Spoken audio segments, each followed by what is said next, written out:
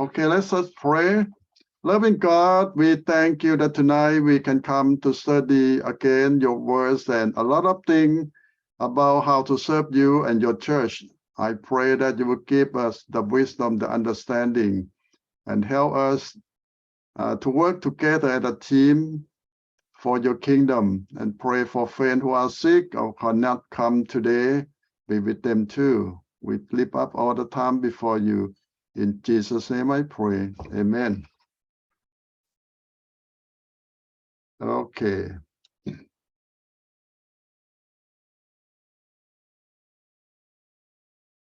Tonight on week 12 on supervision, we will talk about how to connect with your people. It depends. If you lead a church, it means your member, your flock. If you do the ministry, it means that all the people you're serving and all your team, your staff too. So it can mean small group, big group. But everyone who you deal with, that means the people that you have to connect with them. Now, you might say that, oh, I work with them every day. That connection, yes. In some level, yes. But you know that a lot of time, even you work together for many months and many years, you are not really connect with them. So what that mean? You work with them every day, but you not connect with them. It means that you do your job, they do their job. Each one just do their part, but don't connect. So connect is not just mean that you work together, it also mean relationship. You build relationship with your team, with the people that you're serving, and everyone allow you. So connection here means relationship. So if you work with someone for many years but never connect with them, you don't have relationship.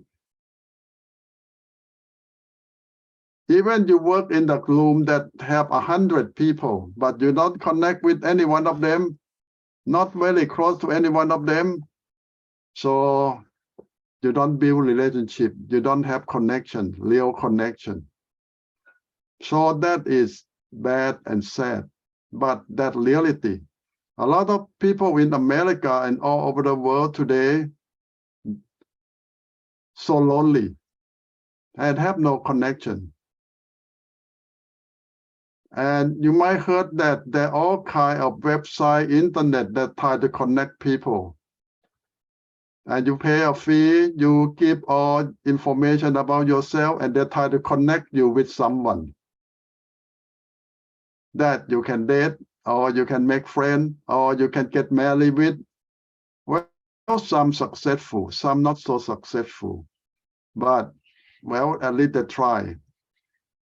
Because they found out that they don't know how to build relationship. They don't know how to make connection. You might think that this is natural thing. When you put two people together in the same room, you expect that they're going to be friends. No, not necessarily. And you think that if you put the 100 people in work together in the same room, one day they all connect, but we found out that it doesn't happen that way. It needs work. It needs a lot of effort to make connection. And to build relationship is even harder. You might heard a story in Cambodia. They say that the tryout in Cambodia, when the communist took over Cambodia around 40 years ago, and they try on one thing. They put a boy and a girl, they chain a boy and a girl together. Mean that it's long enough for them to go to the field to work and to do many things, but not too far. So they always have to go together somewhere because they are chained together. I don't know why they do that. But it found out that some couple, mean that some boy and girl that chained together, falling in love and become good husband and wife later on. But a lot of them never make it. Mean that they cannot stand one another, even they chain together. So it doesn't mean that when you have to be with someone a long time or all the time, it means that you're going to have good relationship. No, not necessarily. But in order to build relationship or closeness, it needs work. It needs an effort. Now this is about this chapter, how you build relationship, a good one with your staff, with your team, and with your people.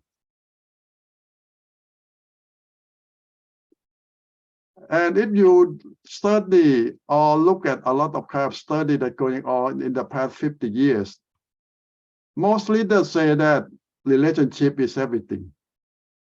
When you get to hire someone to work in your company, what they want, you can fit in with their team or not. This is why modern day company, when you go to interview, you don't interview one time with the HR or people who are going to hire you, but you're going to be interviewed by maybe 10, 20 people or 10, 20 team of the company. Why they interview you? They want to find out that you can work with them or not. And they feel comfortable working with you or not. If they feel that you fit in well, you connect with the team well, they will hire you. But when someone in the team feel that you are not going to work well with them, so they're not going to hire you. So it's not just the manager that interview you now, but the whole team come to interview you. They want to adopt you into their team, and you need to fit in. Now, what kind of quality that you're supposed to have in order to fit in? Somebody say, it depends. What kind of job? Well, but a lot of study coming out that it doesn't matter what kind of job. The people who know how to adapt, know how to adjust, the people who know how to work with other people, it works everywhere. But the people who don't know how to work with other people, cannot adjust, cannot adapt, it doesn't matter where they work, they have problems. So the skill, it go everywhere. It's the same skill. And when you don't have that skill, it doesn't matter what kind of job you have, unless you work alone, by yourself, and never have to connect with anyone. So you don't need the skill. But in this today world, it's almost every job requires interpersonal skill or how to build relationship skill. So now this chapter will have some advice for you to see how you do it. And the first thing that we found out that in order to connect with your team, you need to know why they work with your company or with your team, why they start working with your team to start with, why they want to work with you. This is one of the important things. Now, modern day young people look for a company that can fulfill their dream. What that kind of dream? Young people in modern day want their life to be fruitful, want their life to impact society. It means that the job they should need to impact in the good way, not bad way. So when you can help them see that your company is going to impact the world in a good way, you can draw a lot of people who want to work with you in your ministry, in your team, in your church. If they see that your church have a good project that going to impact the world, to help people, then a lot of people will join you. But if they come and see that your church don't have any vision, your church don't have any idea what to do with society around you, your church just sit there and enjoy yourself. Now you have big problem to draw young people of modern day, because Modern day young people want their life to impact the world. They want their life to change the world. It doesn't matter in Christian organization or non-Christian organization. And even your church, if your church going to draw a lot of young modern people, the church need to have a vision to do something with the world, to improve the world or to help society in some way that they can see it, they can feel it. Now, life have purpose, and people want to make the life that feel that way. And studies show that when you feel that you're happy, well, this is talk about all the hormone that coming out when you're happy. They call oxytocin, dopamine, serotonin. This is all the chemical that make you happy. It's already inside of you, but it will come out only when you feel fulfilled, you feel happy. Well, modern day people try to take this supplement. And they think that by taking a lot of supplement, they will be happy. Well, the real thing and the chemical that you're taking is not the same thing. But in order to be happy, you need to feel that you fulfill your dream. You do something good. And that is something that we never talk about. The Bible in general talk about people want to be happy, feel happy. They will come and join you because they feel that this is a happy place. So today we found out that if people can do something to fulfill the dream that make them happy, everyone have a purpose in their life, and we can help them fulfill that. Now they recognize and recommend you that your ministry, your church need to remind the people that your church going to impact society. And what they do as part of the church will help people. They need to know that, and they need to feel that. If your church never do anything for other people, your church just enjoy yourself, now you have big problem with modern people. So you need to tell the people that your church have mission, ministry, helping people to know God, and helping poor kids to go to school, or help poor family to have food in your country or anywhere. So people want to feel that. And let them know from time to time. Don't keep this a secret. This is a good thing to share. Now, what's else? Help people tie their everyday tasks to a bigger purpose worth committing to. Now you need to help your team or your member feel that whatever they do every day can be part of the big goal or project of your church. So if they are mechanic, you might let them see that, well, when you're fixing car, part of your income that you donate to the church will go to support a new car we're going to buy for a mission team that go to Asia or go somewhere. Or what you do will help a group of young people to go to mission camp or go to summer camp or something. They need to hear that what they sacrifice for fulfill the dream or make impact to the world.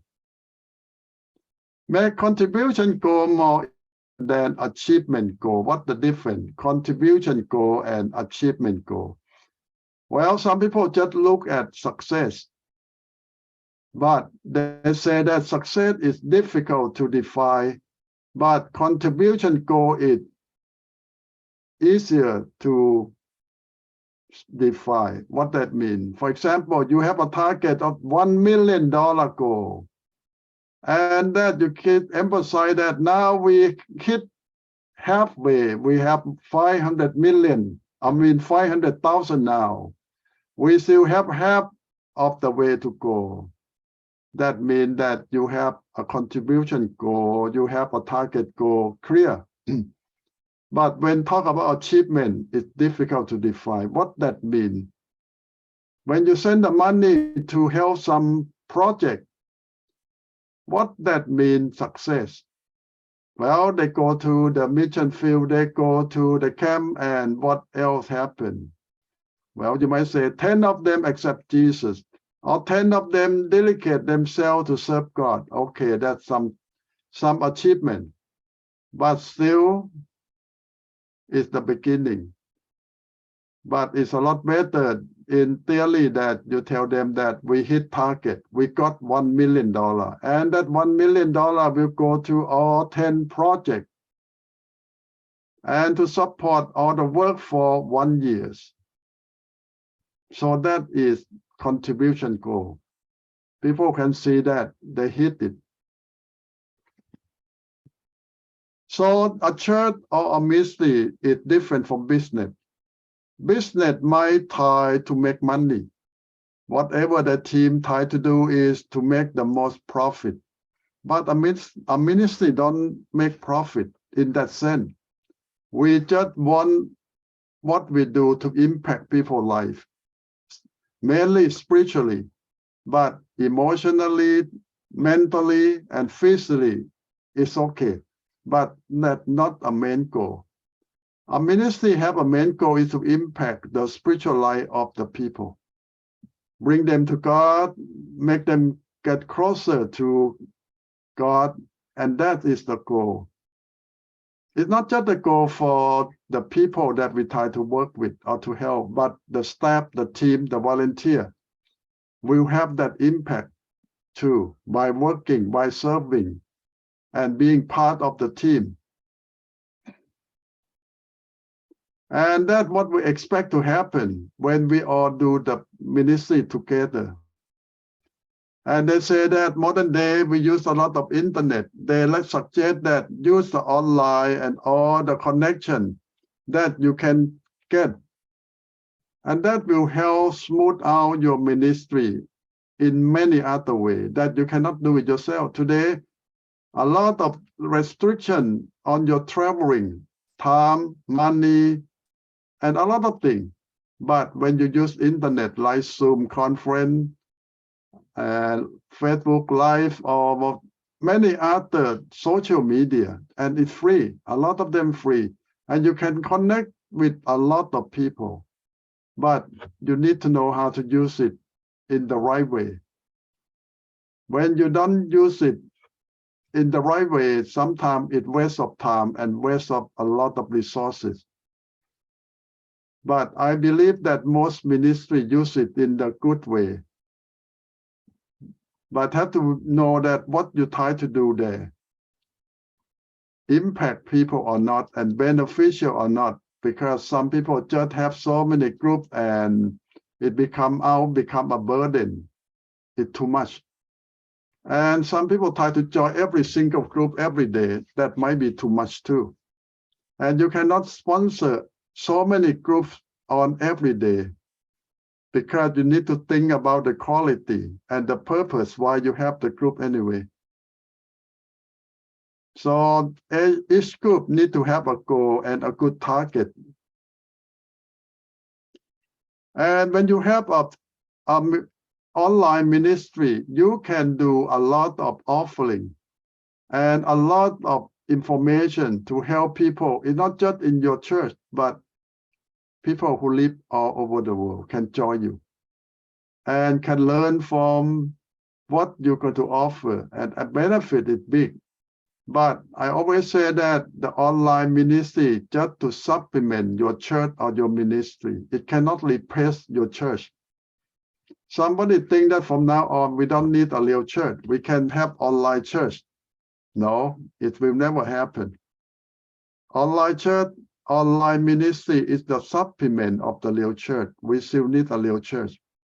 We still need to meet real people. But online to help supplement and help in some occasion and make things better. So if, for example, some people told me that, oh, I don't need to have breakfast, lunch, or dinner. I say, how you survive? They say, I live on vitamin, and all the vitamin have enough nutrition. I say, no, vitamin is supplement. You cannot use vitamin to replace real food. So it's the same thing. A real church still have to be there for people to come to worship God, to get together, to build a family. The internet ministry just to supplement, to help, to support the church, to expand the work, but not going to replace the real church. It's impossible. But you see a lot of benefits. Since the time of COVID, we see that we learned a lot to use the social media for connection and building relationship for the church and ministry. And it helped in many ways. You reach out to more people, you connect with a lot of people that you don't have the time or chance to connect for a long time. And you can promote for the community, new people can join from anywhere. And you can expand all the knowledge or the teaching of your church or your group to so many people now. In the past, you might limit just for a few people who can come to your group. But now anyone can join you and learn. So this is going to be a bigger impact for your church and for your ministry. But they say that moderation means that not overdone. It's always have to be under control. Not every day, not all day, because people cannot deal with that. You heard that some people is on internet several hours a day and do nothing else. They just keep watching their posts of their friend posts all day. So it can be a waste of time and too much time that consumed by that. So anyway, something good, but you want to help them learn the best and select the best for them, what they need. And now this is some more advice how you can connect with your staff or your team. They say this is a very important way. First, give them a voice and a vote. Mean that in order to keep good relationship, people will have the voice to say, the chance to vote thing. If they don't have the chance to say, don't have the chance to vote, they feel that they don't have part in your project or ministry because you don't listen to them. When you have so many voices, you have many thinking or ideas. I think sometimes we need to vote. Majority think this way, and we take that. Don't say that the manager win every time. Even the whole staff, the whole team don't agree with the manager. That is not a good way to build relationship. If you're going to work with them in a long term and good one relationship, you need to give them the voice and the vote. Don't say that my thinking, my idea, always the best. It's not necessarily that way. And the second advice is hear what your employees are actually saying. Your team, your staff might say something in front of you to make you feel good, but that might not or what they want to say, or might what they mean. Why? Because sometimes they don't want to make you lose faith or don't want to confront you in front of the whole group. So a lot of time you need to be careful what people say in front of you and what they really think about you. So give them a chance to talk to you privately, personally. And they won't be afraid to tell you the truth. If they're afraid to tell you the truth, now you will never learn anything. Empower, ask, and listen. What that means? It means that let the little guy to know that they can change a lot of things if they have good idea. If they want to work it out, they have a chance. That means empower. Because a lot of little guy in your team might feel that I have no power, I cannot do anything. But that is not a good relationship. When they feel that everyone have the power to do something, to do big thing for the company, for your church, for your ministry, if they have good idea, they can do it and they can make it happen. So this is a good way that make your team feel important and feel that they are part of the project. And embrace random connection. What that mean? Mean that a lot of time we so formal. It mean that we just talk about business or things that relate to your job or your work. But sometimes you need to talk about their personal thing, their family, their hobby, or something else. And people will feel that, okay, the relationship with you is not just our business. Sometimes it's personal.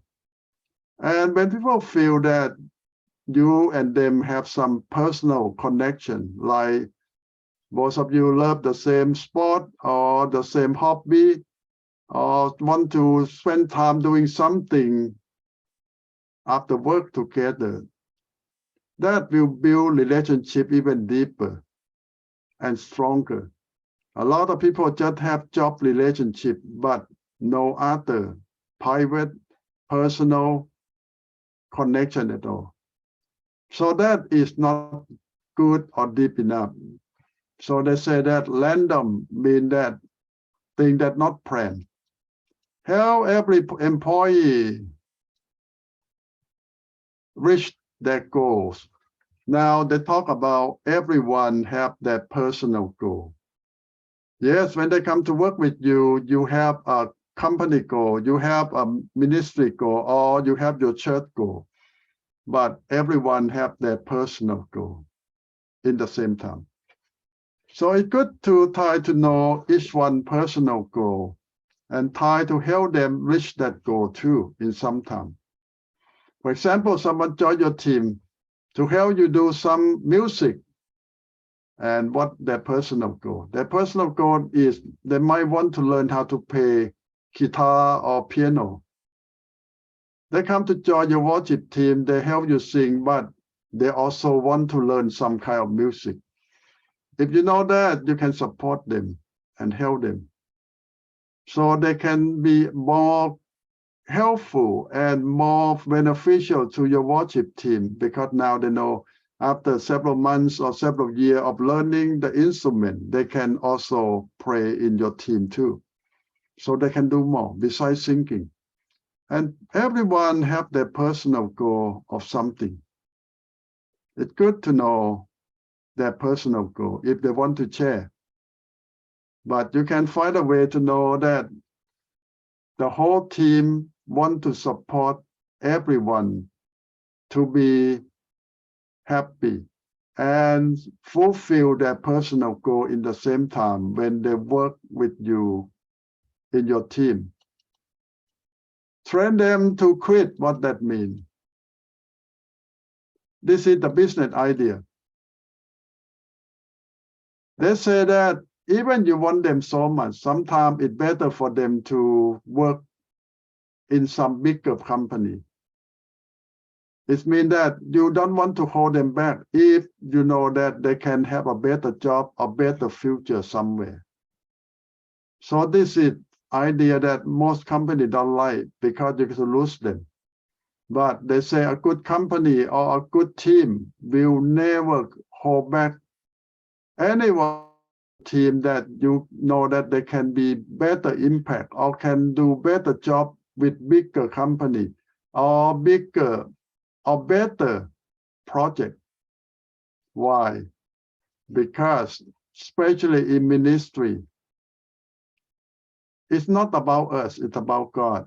And if someone can do better job or better thing for God, it's our goal too. So we're not trying to hold them back. If they can join bigger team or bigger church, that they can have more impact, we should support them. So this is the idea. Don't say that, oh, don't quit, don't go. You just stay with us. Well, if God wants them to do something else, we need to support them. So this is something that we in our team need to know, that we support everyone to do better. And if they can do more for God anywhere, we support them. Not try to hold them back. Get involved in the day-to-day of your business. Mean that the whole team need to know what's going on in your ministry, what we obstacle with, what problem we're facing. A lot of time, the staff have no idea what the company situation is. So we need to let them know. We have serious money problem, or we have serious staff problem. Everyone in the whole team need to know, because this is about them too. It's not just about you or about your church. Make everyone feel that this is part of their life. This is their family. They need to know what's going on, what happened. Make it personal, what that means. A lot of companies say that, well, this is a job, this is not personal. Because you cannot take your job personal. But at a church, at a ministry, we want them to feel that this is personal. What that means? It means that this is their family. This is not just a job. This is part of them. And we want them to own it.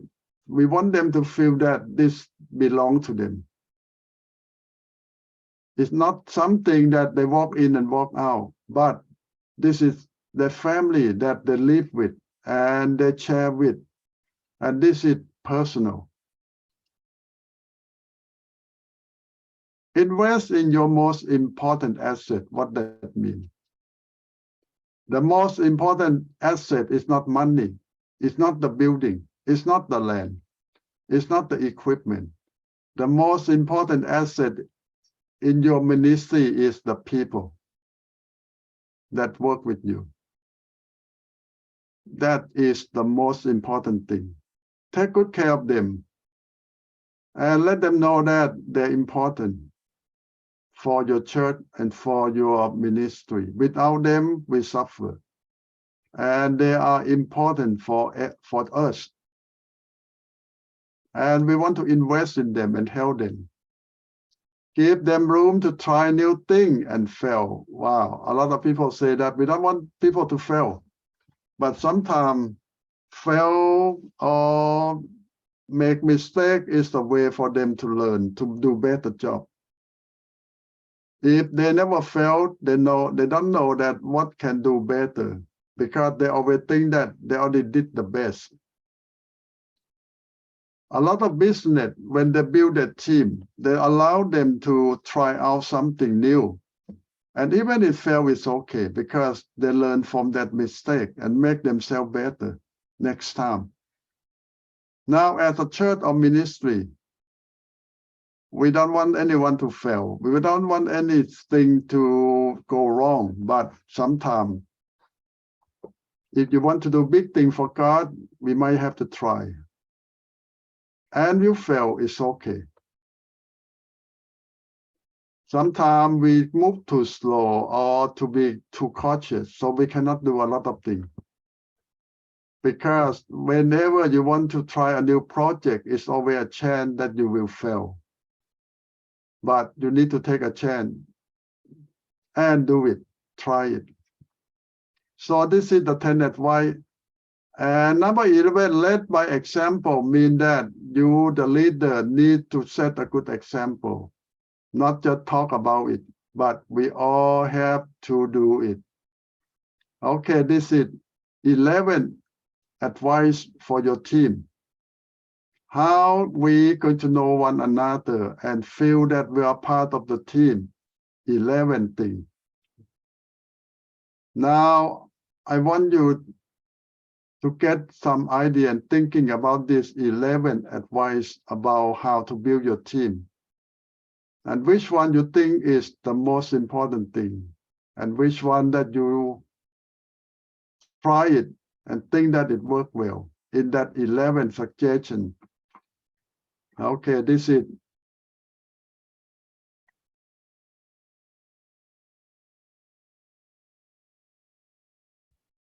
we don't talk about the block because we talk about 11 effective way to connect with your staff.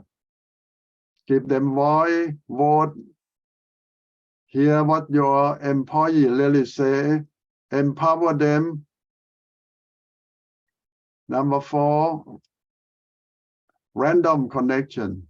Number 5, help them reach their goal. Number 6, train them to quit.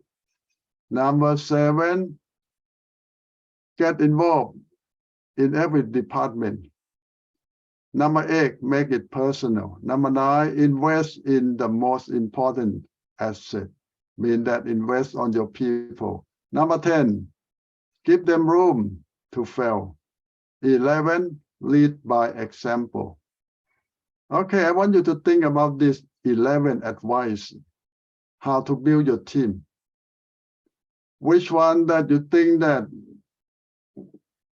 the most important thing if you're going to build your team? Pick up a few, at maybe about 3 that you think that the most important thing that you're going to start with. And why you pick up that 3 main important thing for your team to start with. When they put number 1 to 11, it not go by priority. But now you got to make priority for your team. Which one come first, come second, and third? Important for your team. In order to know them and for them to know one another very well. The 3 steps that you're going to take for your team.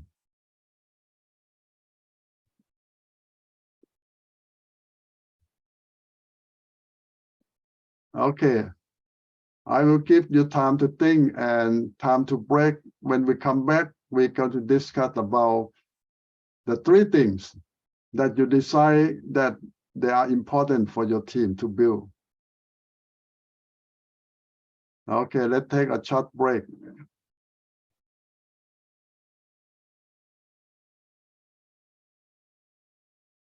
Yes, Nathan? John, I think all of them are important. I try to choose 3 among 11. It's impossible. I kind of put them like I put 1, let's see, 1, 2, 3, 10, 11, and 9. So total, pretty much all of them. I cannot neglect one. All of them are important. Well, when you have to start the first 3, which one you will pick? I was a lead by example. Mm. I will the way I feel is most important is 11. Let's see. Let's see. 11 and what's it?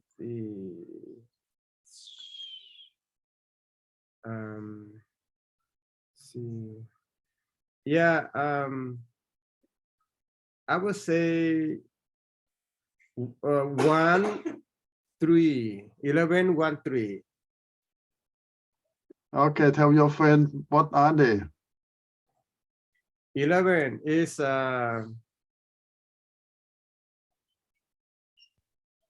lead by example. Mm-hmm. And 1 is no.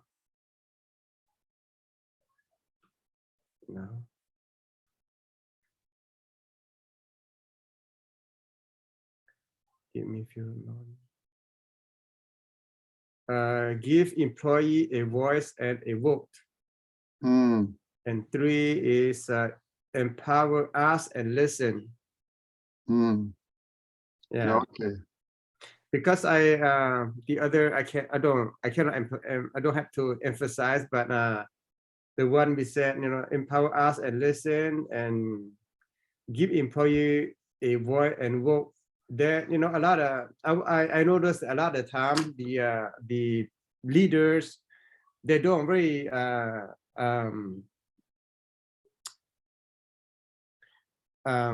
give the other people a voice, or they just pretend to listen, but I noticed that they don't take it into consideration. I think I think it doesn't matter who you are. Sometimes you have good idea, and but don't wanna take it. Yeah, that's good. So all of them are important, but when you have to start with a few, you have to select a few that you think will impact your team the most. I would say lead by example. And you think your team need the most to start with. Yeah. And the goal is everyone connect to one another. It's not just you with them, but everyone, every single one in your team will be connected to one another. So it means that all of them need to practice this suggestion. Now, when you encounter some difficult employee or difficult staff, how you to help that difficult person to connect?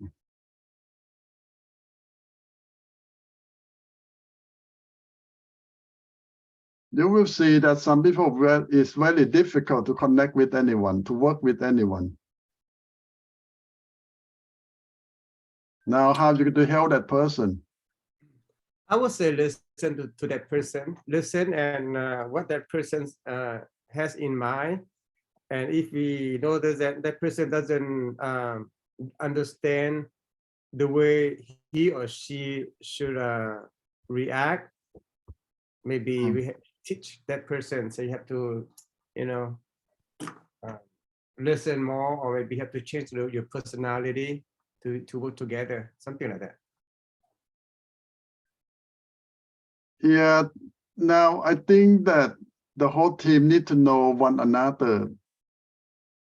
Each one of us have a weak point or the strong point.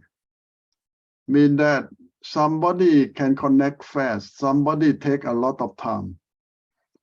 If you go back to relate to personality, some people have personality that don't trust anyone and take a long time to trust anyone, to work with anyone.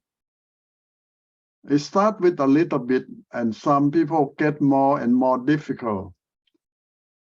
And we have a definition for them. Some people who have difficult time work with other people, we might call them Asperger. But it's not at full-blown autistic.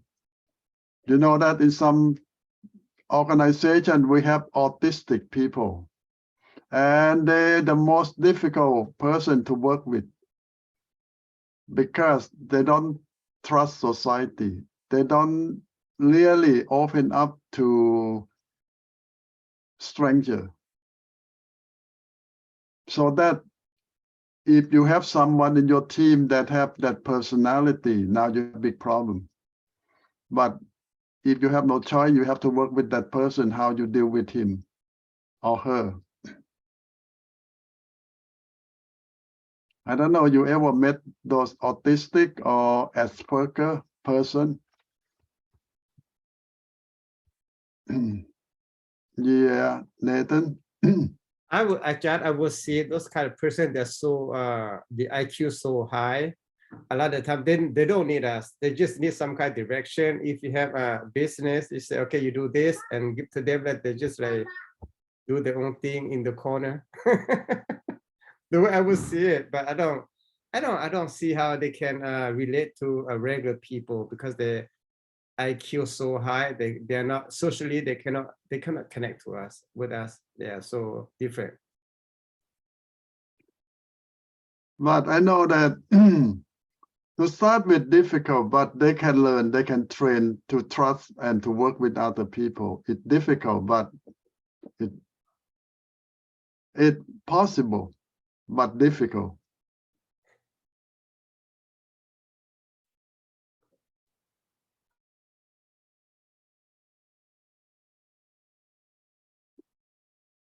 There's so many tests that you can take it yourself to decide that you are Asperger, autistic, or difficult to work with. All kind of personality that you can test yourself.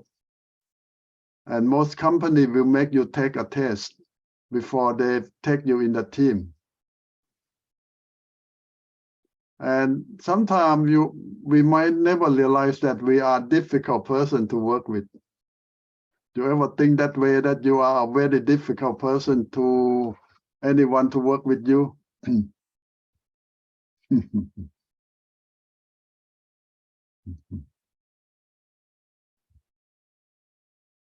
Well, if you are perfectionist, this is one of the very difficult person to work with.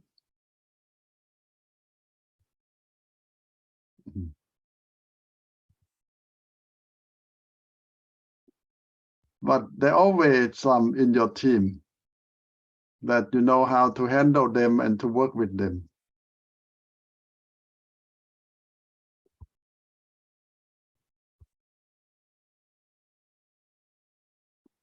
And in fact, a good team, we need variety of people. Yet, care. Yeah, John, I see that to me, what I pick, I see the most important for me, I can pick 5 and 10. What is number 5 for you? You need to hold the people accountable to their goal. Yeah, and step in that process. that Having someone identify their true motivation.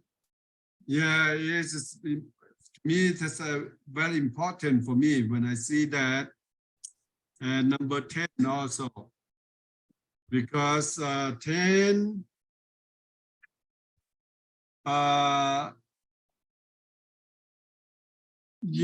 encourage your employee to take a responsibility and embrace accountability, and you will build trust and connection like nothing else. If you deal with the learning or whatever, so sometimes we need them, let them fail.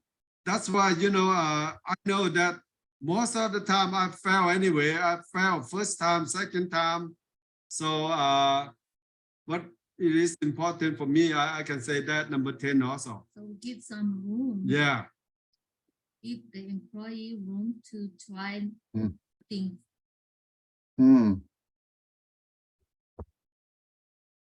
Yeah, now you look at most company, they don't do this. Yeah.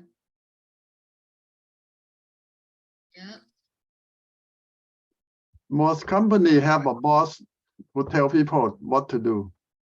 And I see that if for the business, so they don't want to lose, they don't want to fail. You think about the church.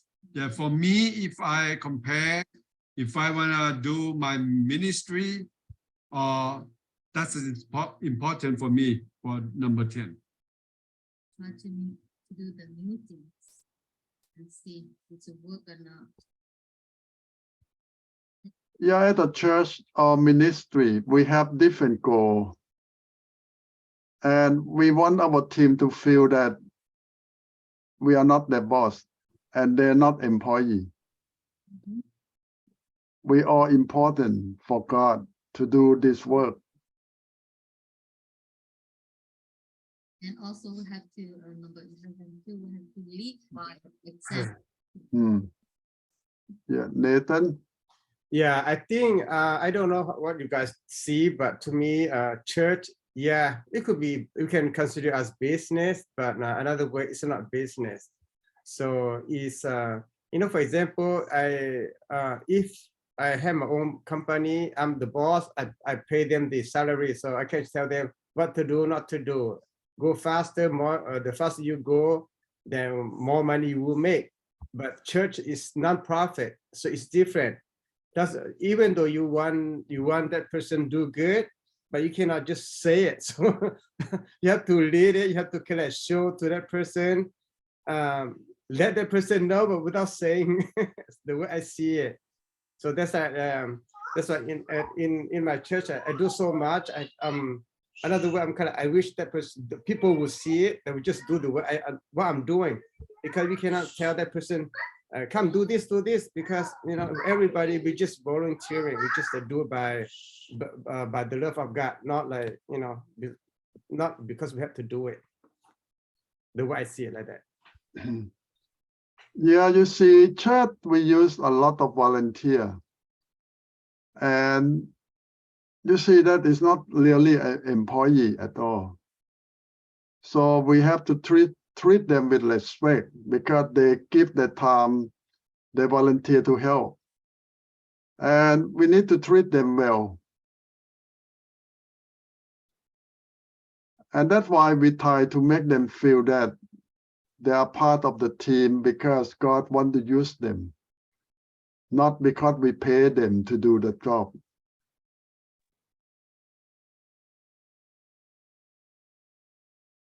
And sometimes you have no choice to pick anyone you want because they volunteer. And now another difficult thing is you need to make them do something that they don't have skill at all. Now you have to train them. You have to teach them. Some is of quick learner, some very difficult to learn anything.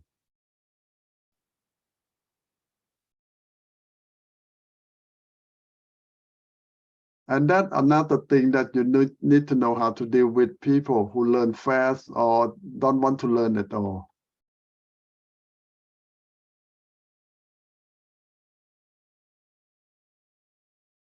Yes, Chai? I think to me, the number 4, impact random connection. Everything we do, everything we want, I think we should have the connection first. If we without connection, we cannot do nothing about it. Even we trust God, we still have to connection with God. When we study, we still have to keep praying, ask for wisdom. That's in connection. That to me, like number 4 is very important to me. Yeah, and 5, help every employee reach their goal, because everybody should have a goal to do something. They just can't do something out without goal. They can do nothing about it. Everything we have to plan A, plan B. If the plan A cannot work, then come up to a plan B. I think that's a goal. Yeah. And 8, make it professional. So we got everything gotta be make it professional. That we're not gonna little kid today. We're going to be like adult or even more. That make it professional. That 3. Every number is important, but to me, I chose this 3. Yeah, you might pick differently because you come from different background, and your project might be a little bit different.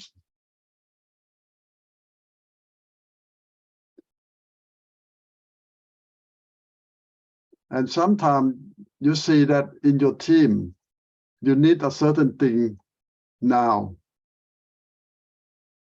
It's urgent. Something can wait. It's always a different situation all the time. But I think all of us agree that if you are the leader or supervisor of your team, you need to have a good example, you yourself. Because if you are not a good example, you cannot really help your team much.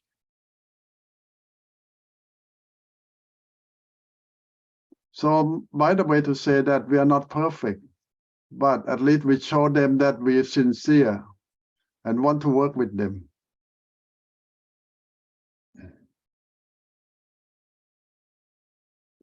And now, beside all these things, how long you think that you're going to take your team to feel comfortable working together as a family, or feel that we are really a team? How long you think it's going to take?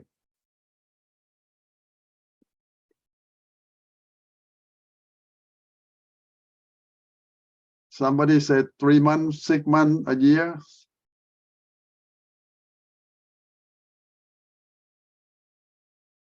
And can you make it faster? Yes, Nathan. I think, John, I think it depends the leader, how good you are. If you can show that person that I'm trustworthy, I think in about 5 minutes, 1 hour, and that person can open his personality, his thought, and we can get along well. It really depends the leader, I would say. Yeah, it depends on the leader and depends on each one in the team too. How fast they open up, how fast we connect with other people. This is why, you know, that in America, they try something new. They call staff retreat. Before you form the team or the team start working together, they take a few day retreat together, to live together, to eat together, and learn some skill together. And after the retreat, it saves a lot of time, a lot of months of friendship or relationship, because they live together for a few days, eat together, and help one another for a few days as a family in retreat. And they found out that this will save a lot of time and build relationship real fast. You ever think about make a retreat for your staff or your team together a few days?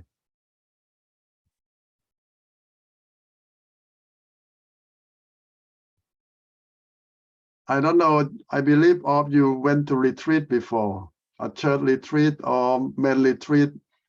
And what that you get out of that retreat? Yeah, Nathan. I think I've been there. I've been to a retreat few times, maybe many times, but I feel I don't think it changed much. I think it really depends on the leader. I think they have to emphasize that, you know what, we come here for this is our goal. Yeah, the topic. I think they have to really emphasize on that, because otherwise we just say, yeah, this family camp, just go for fun. This for my personal, I don't know the rest. You get closer to someone in each family camp. No, no. A lot of times you go there and say, oh yeah, good to see you, you know. Like, no, you have good friend from Oregon. I'm here just like, oh yeah, okay, we meet. So, okay, good to see you. And we just hang out together. When you say that you go to family camp, you live together in the cabin or? Not really. Yeah, but we have chance, if you want to, have chance to do connection with new people. So how you go from family camp? You mean the steps? Yeah, because most camp you go to the cabin and stay together, man to man, woman, children or something, or you don't spend overnight. We spend overnight, but I think we've been there. See, a lot of the time we have family, so we just like live by yourself. yeah, you know, like me, my family, so we just sleep in by ourselves. You know. Okay. This is now you see the point. When you live with your own family, you build relationship with your own family. But Yeah. this kind of staff retreat, you live with your staff, your team. You Mhm. share room, you go to do something together for a few days, not with your family, but with the staff that we intend for you to build relationship. You cook, you clean, you sleep together. Okay. Okay. Yeah, Joe. Yes, Chan, we went to retreat almost every year. But since the pandemic hit and then we have no choice. Yeah, the retreats bring us everything that is very good because, you know, sometimes, did I see Nathan one time, Nathan? No, huh? No. No, huh? So No. sometimes we the retreat that go around the United States, sometimes, you know, Portland, Oregon, California, or whole United States, we join together. We found one, you know, area. We go there and to meet each other over there. So like a hotel, something, we do have conference room. And then the staff will divide it. And then like John said, and then they should have a topic for what the retreat bring us to come, you know, we do have, you know, the topic and individual. Sometimes we split our spouse. Me, I have to stay with the man. My wife have to stay with the women. And then, you know, they have a whole group. Yeah, that's a retreat. And also went to the family camp in Lesson Park. Yep. That one to share the cabin with the other churches. So my husband sleep in a different cabin. So I have to sleep in different cabin with the other church people. So just like people have to make new friends or something like that. Yes, we try to break the family out. Men with men, women, children with children, youth.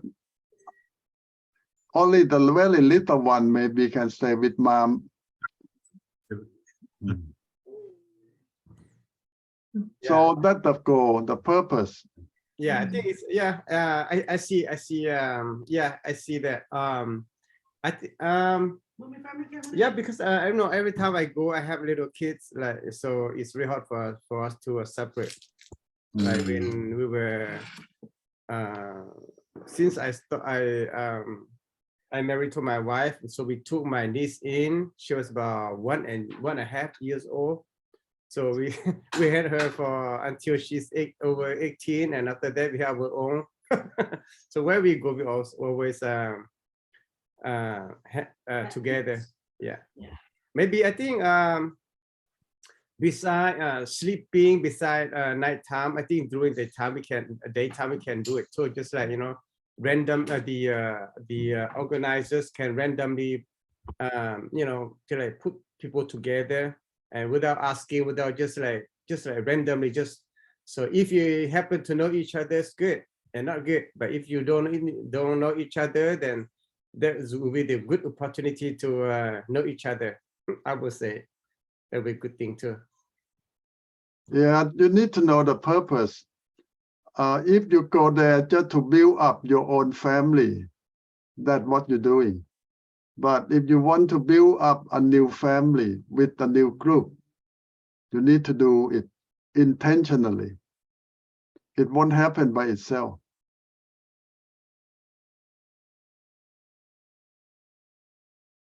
So the goal or purpose of retreat is to build a new group, a new family, a new team. And we found out that it worked just in a few days. It saved several months of tiring to build relationship. It can be done in a few days.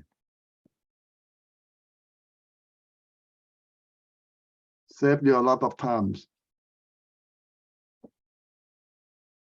Okay, anyone else want to share your priority to build up your team? John, I like to share. We just have a retreat from our church, Yes. and I feel like Thailand, they are very serious in terms of their preparing to go, because we kind of do advertisement at church before we have the real date at camp. So we separate it in colors, and then we let the color gather together to come together to brainstorm what they want to do in the team. And I think Thai people are ready with the props, with the color. They really into it. And we spend more time. We break all the family up, just like you mentioned. And then I find that every year as we have camp, I get to know other people more. We pray with them. We don't do quiet. You can have quiet time with them, but we pray together mostly. But I find that after each retreat, there's more people volunteer to be to lead, to become a leader, like the next leader or something like that. And I find that we are so into to team, part of the team like that. Yeah, we found out for many years that even a short retreat save a lot of your time to build a team. Instead of take 6 months, a year, in a few days of retreat, you can save those 6 months or a years. So try it, but you need to have a goal, a purpose why you have retreat, not just to have a good time, but to build a team. And the goal of those people need to live together, eat together, work together as a team in that few days.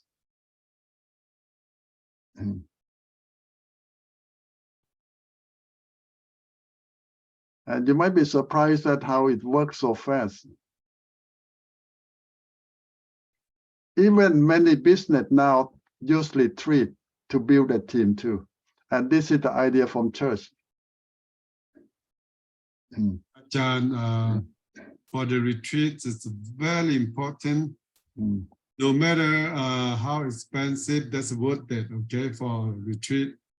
So once in a while, I encourage everybody to take a retreat.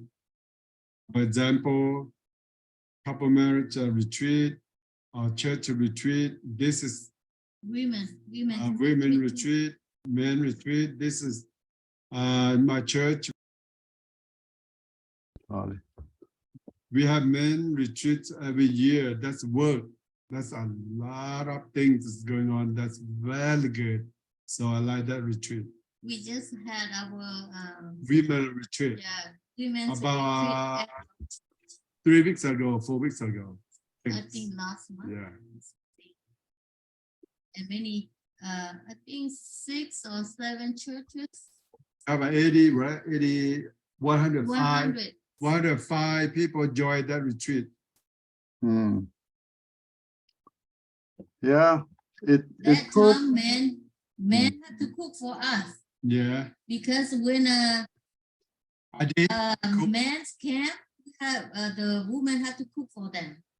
So this time for women's retreat, and the men cooks only one lunch for us, but for the men's camp, and 2 days, 2 nights. yeah, The woman cook for 2 days, 2 nights. That's good. Yeah.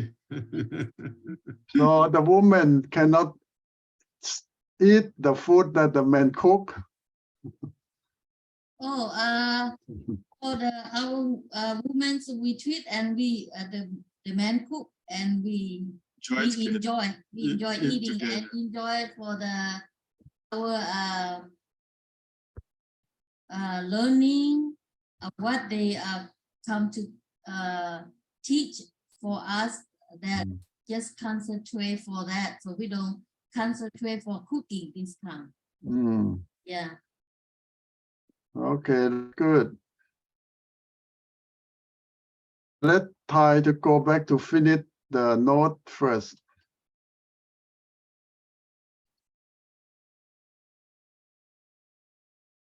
Okay, now they say that after you build up your team, they say that in order to keep your team in a good position all the time, they say that communication is so important. Keep doing that. Let it open up and communicate with your team all the time. Let people talk and tell what they feel. And the second advice is go beyond how are you. What that means? This is just a common in America. When we meet one another, we ask, how are you? And we don't care the answer or not. It's just the polite way to say, how are you? And we don't care that you're well, you're not well, you're sick, it's your business. I just ask you to be polite. So they say that more than that, you need to feel how they live their life, how they suffer. And you really mean that you care for them. Show them that you care. And help each one of them that we already say that each one have their personal goal. And now after retreat or spend time, you know their goal. Help them to succeed in their goal. For example, someone in your team try to finish their college, but a lot of problem. Your team can tell him or her try to go back to school and finish that degree that he dreamed of for a long time, or to do something that big and never can do it. But when the whole team adopt him and try to help him or her to reach that goal, that means so much. A lifetime goal. And number 4, recognize and celebrate what that means. Well, somebody birthday, somebody anniversary, or children successful, anything, we adopt the whole team and celebrate with them. Try to know the important time or event and celebrate with them, or some of their loved one funeral. Show up and help part of that, be part of the family. Stop saying you don't have time. Well, we all have the same amount of time, and we need to make time for our team, for our loved one. We cannot wait until you have time because we are very busy. So a lot of time mean that we have to make time for it. That's all. If you don't make time for it, you won't have time. What that mean? Mean that you have to skip something in order to do things for your team. And that's all. You cannot wait until you have time because it won't happen.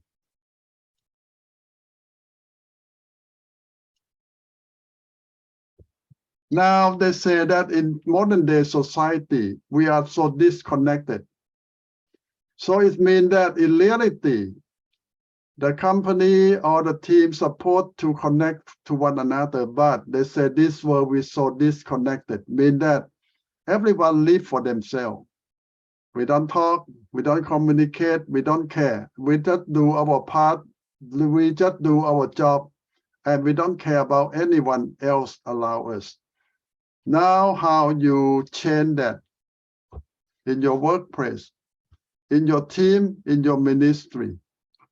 There is a lot advice. First thing they say that you need to make a workplace connection a ritual, mean that make it a rule, make it an obligation.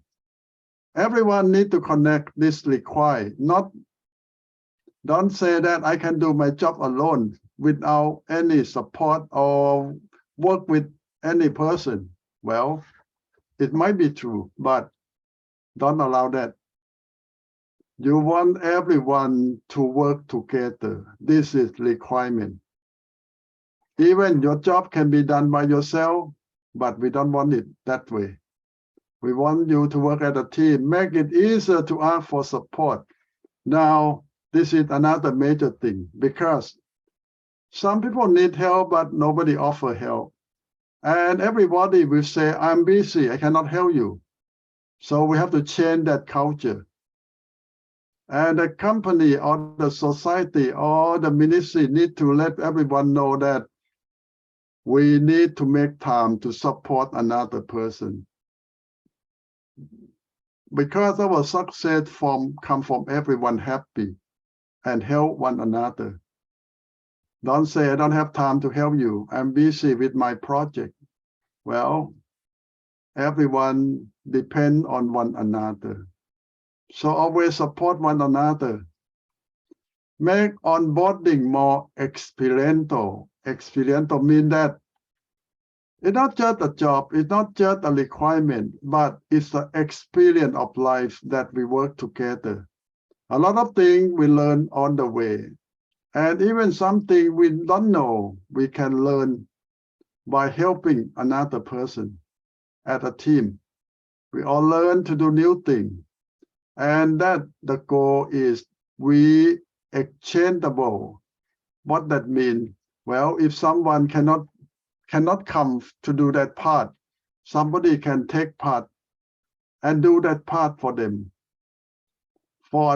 until that person can come back to take over his old job or something.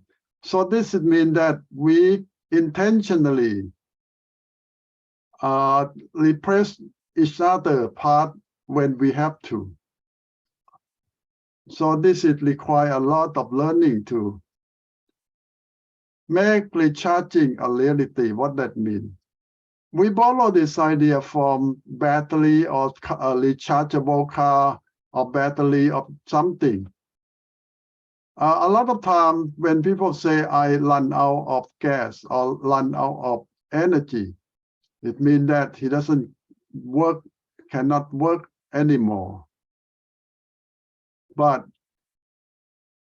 when you can rechargeable, that means that you run out of gas, we have a gas to fill you up. You run out of battery, we have a new battery for you.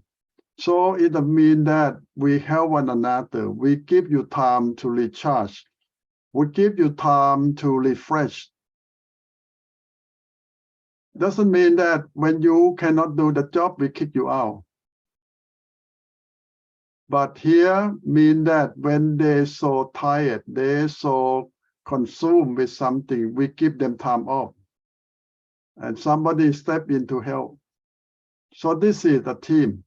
Somebody is so tired, they need a break. We give them a break. We don't ignore them. So this is something that we can do for one another. Well, make a rechargeable reality, make it workplace connection a ritual, mean that requirement. We're going to do that. And this will come from the top, mean that it won't happen by itself, but the leadership need to make it happen and enforce it. Because without the support from the top, all this thing won't happen. Mean that this is required that our team need to connect. It's not optional, it's a requirement. From the top, from the leadership, we want everyone to connect to one another. Every department, every worker needs to learn how to work together. This is required, not optional. And the second thing is, make it easier to get support or ask for help. Nobody can feel bad about that. And help always available if they need help in anything. So make people feel comfortable to ask for help. And the third thing is that the leader need to do is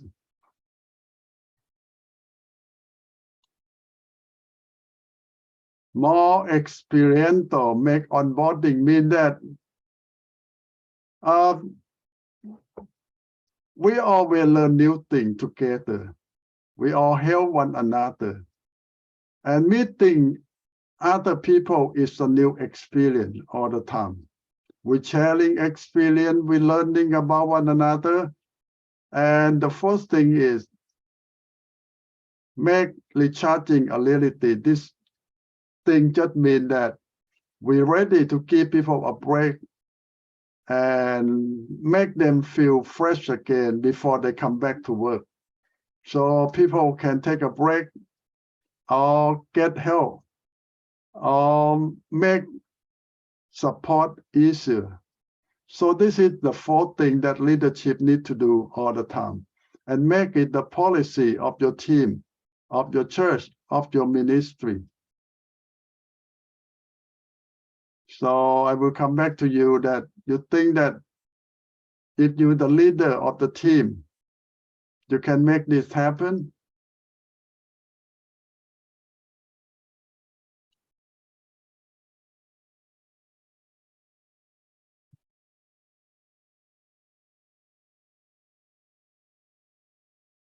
You think that when you announce that now our team will do all these things, you think that everyone will follow you?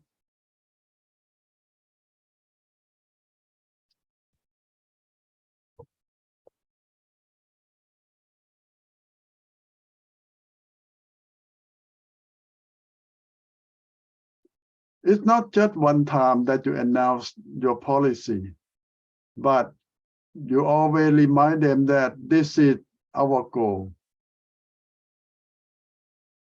We will help everyone who needs help, and anyone who needs support, we will give support.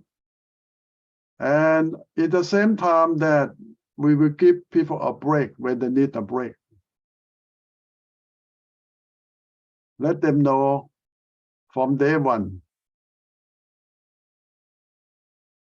that the leadership support this policy. We are the team, and we're here to support one another. We don't want to make anyone work until they drop or dead. They need a break, they get a break. When they feel good, they can come back to do their job again. So because this is not a business, this is a ministry, this is a church. And we want everyone to share their best, their experience with God as a family. So this have to be the policy of us, the leader of the church, of the ministry.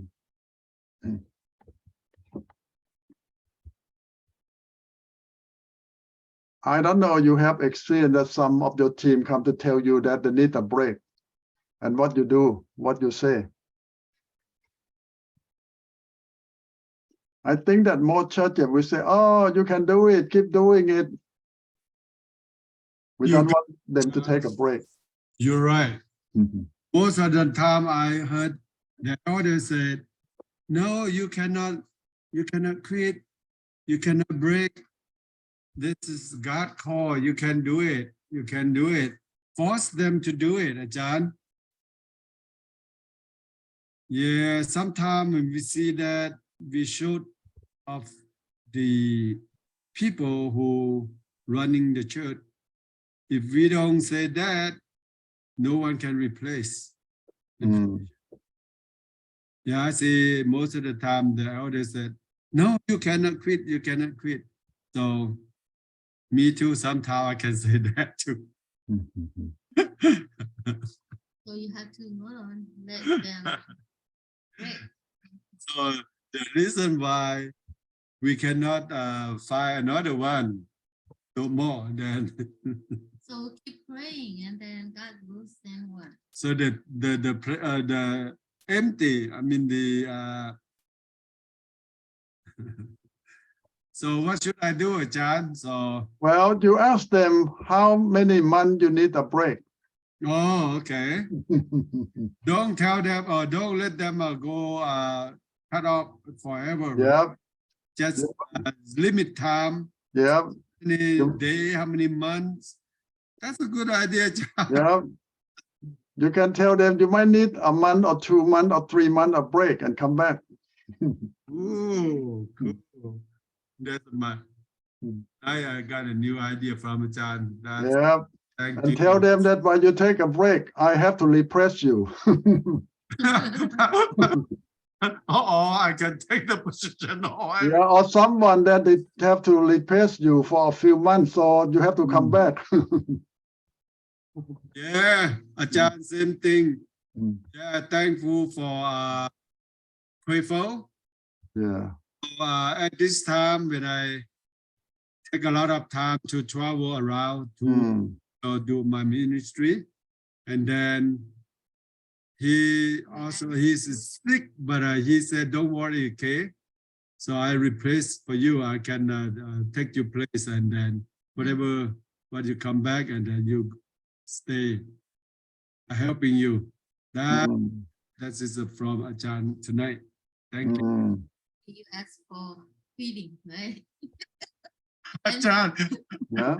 I asked for quitting, and then he said, "No, I can give you a break."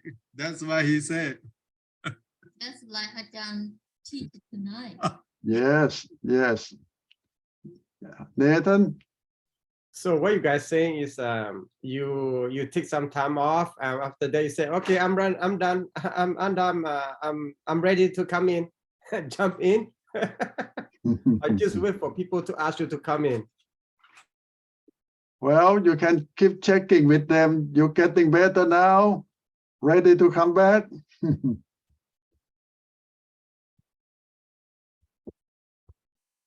What if they don't want to come back, Ajahn? That's right. No, that's a good question. Yeah. Well, tell them that our vacation have to end sometime.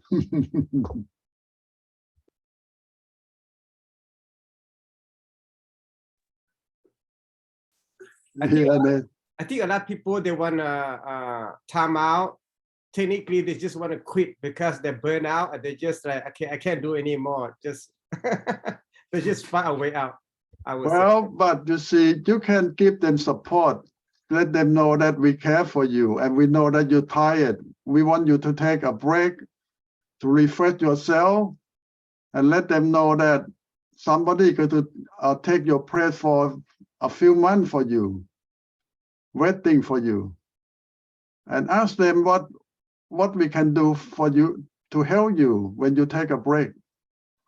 They always work, and now you offer them something or some help.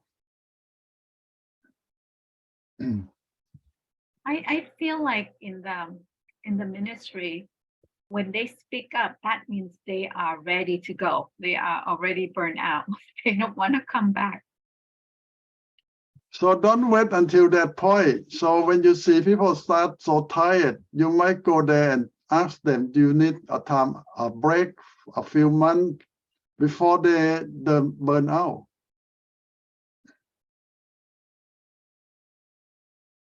Yes, Nathan? Ajahn, I think as a leader, it's good that we study that to have good personal relationship with each other.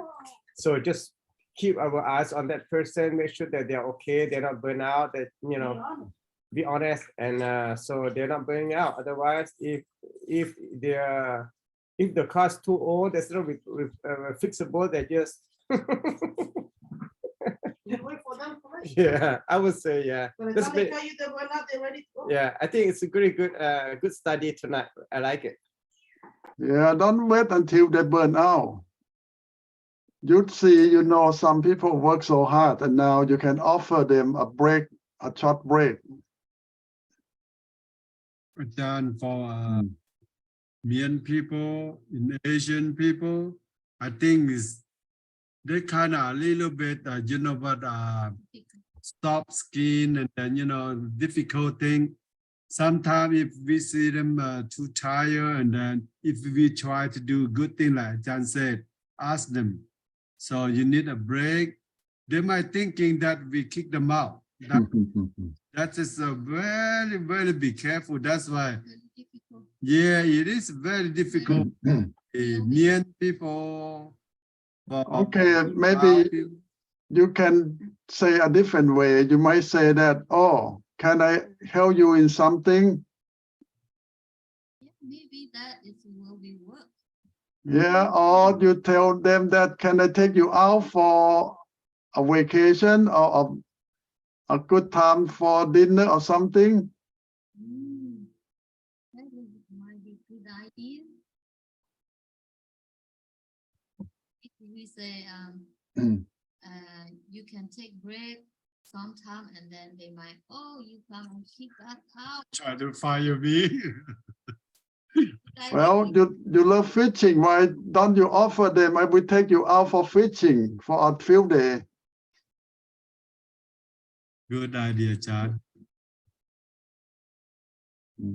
Yeah, Nathan.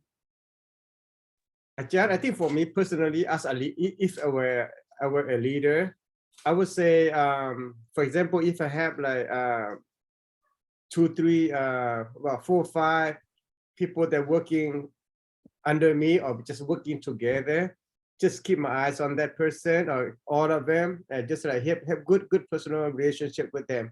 So, you know, and make sure that they do okay. So instead of waiting for them to come to tell you, just like keep your eyes on them and make sure they're not okay. And I think that will be, I think they will understand that, you know, if you have good relationship with them, I don't think they will say, he tried to kick me out and try to fight bad, you know, another person to take my spot. Well, you know, Yeah, I agree with you. If you have good relationship with them, I think anything a lot easier.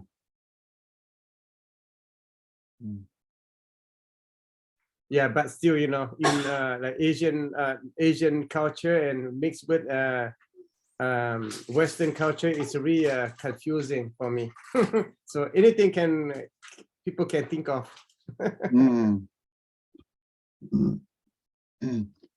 Well, keep talking, because communication is everything too. Just show them that you care.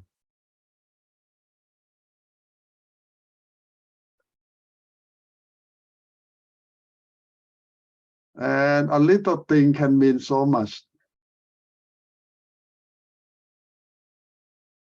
They might be surprised that nobody ever care, never asks, but you show them that you care.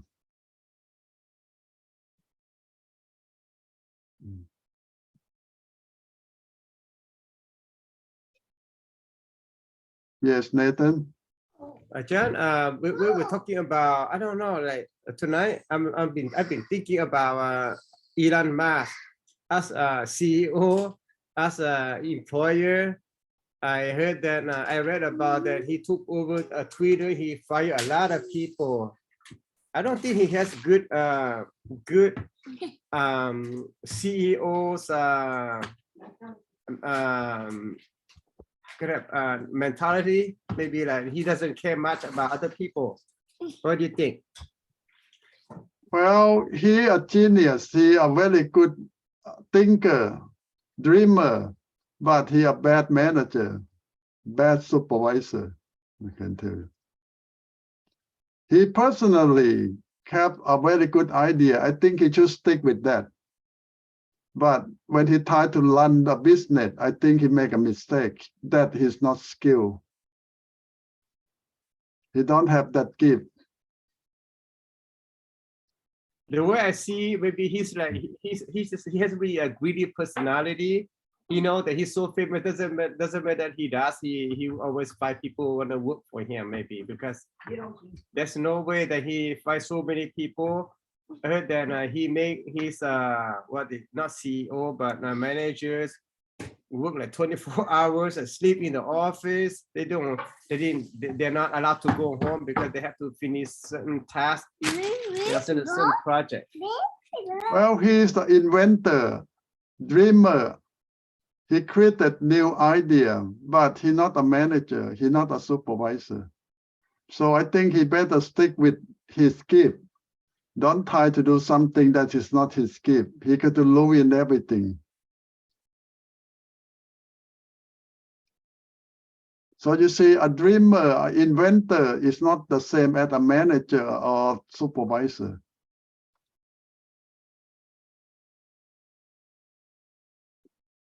I think he's a micromanager, huh, Jack?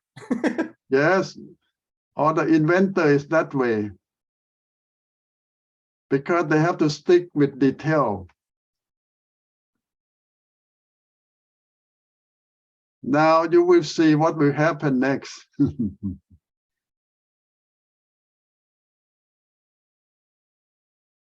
So when you see some people successful in something, it doesn't mean that they could do successful in everything. No.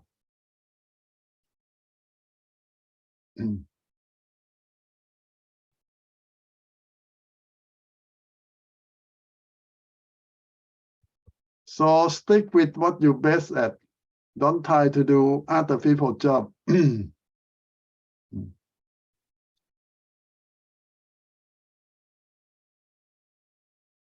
Okay, I will give you a break and come back for the church history.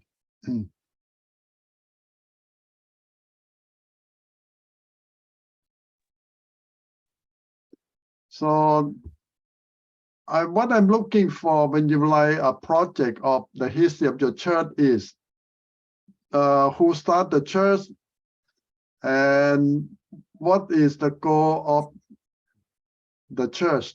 Why you the people who start the church, what is their goal?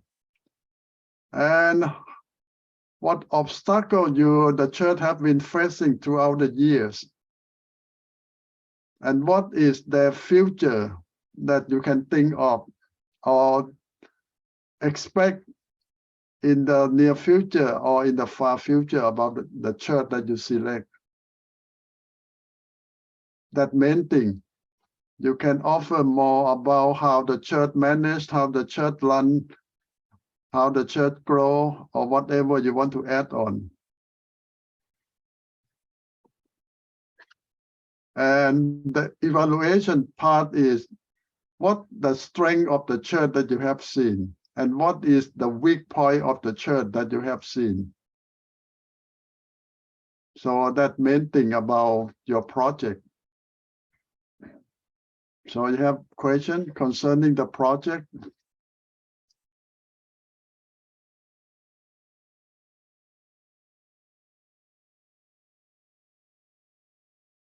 Okay, you might have question later on. Let me share what we're going to learn tonight. Tonight, week 12 is about the expansion of the church. We talk about modern day church. It starts on the 18th century until now. Now it's 21st century. So it's allowed almost 300 years, 220 something years. We got into the 21st century for 22 years. And the main thing that happened in this section, in this time, is we call the Second Great Awakening. It happened now. We talk about the first Great Awakening that happened in America. Why? And you know that in the last chapter, we talk about the center of Christianity have moved from Europe to America. After a lot of things that happened in Europe, the war, all kind of war that happened, and make the church weaker. And the group that moved to America gets stronger with all the blessing. So the American church gets stronger and healthier and richer. So now the American church will start sending missionaries all over the world from America. And before they can do that, it's not just the money, not just the people. they need a passion. So God sent the first great awakening. We call great awakening. It means that it's like the whole Christianity in America is awake from sleeping. Mean that most people get so excited to go to church, to study Bible, and to support mission. And people want to get closer to God. So this is not just a revival. It's the whole nation. It's not just one church. But we have seen this happen to every denomination. Revival. People come back to God and quit the bad lifestyle. That's the first one. And the first awakening in America happened around the 18th century, the time, let's see, 17, it started at 1750, so 18th century, before the War of Independence. So it lasts about 40, 50 years. Now this is the second awakening. And it's about the time of the War of Civil War. So now you see that God sent a second awakening to help the American church because we're going to the Civil War. And in most countries, Civil War will kill the nation. But for Americans, we lost a lot of life, but Americans getting better after Civil War. Now you remember Civil War is the North and the South fighting. Main thing is about slavery. The North want to set the slave free, but the South depend on the slave to work in the field. So they won't let the slave go free. So the war happened and millions of people die. But before that, we see that the revival come to the North and to the South and strengthen the church. Well, somebody say that if the church get revival, why they still go to war? Well, that's a good question. Because the church in the North support the North government. The church in the South support the government in the South.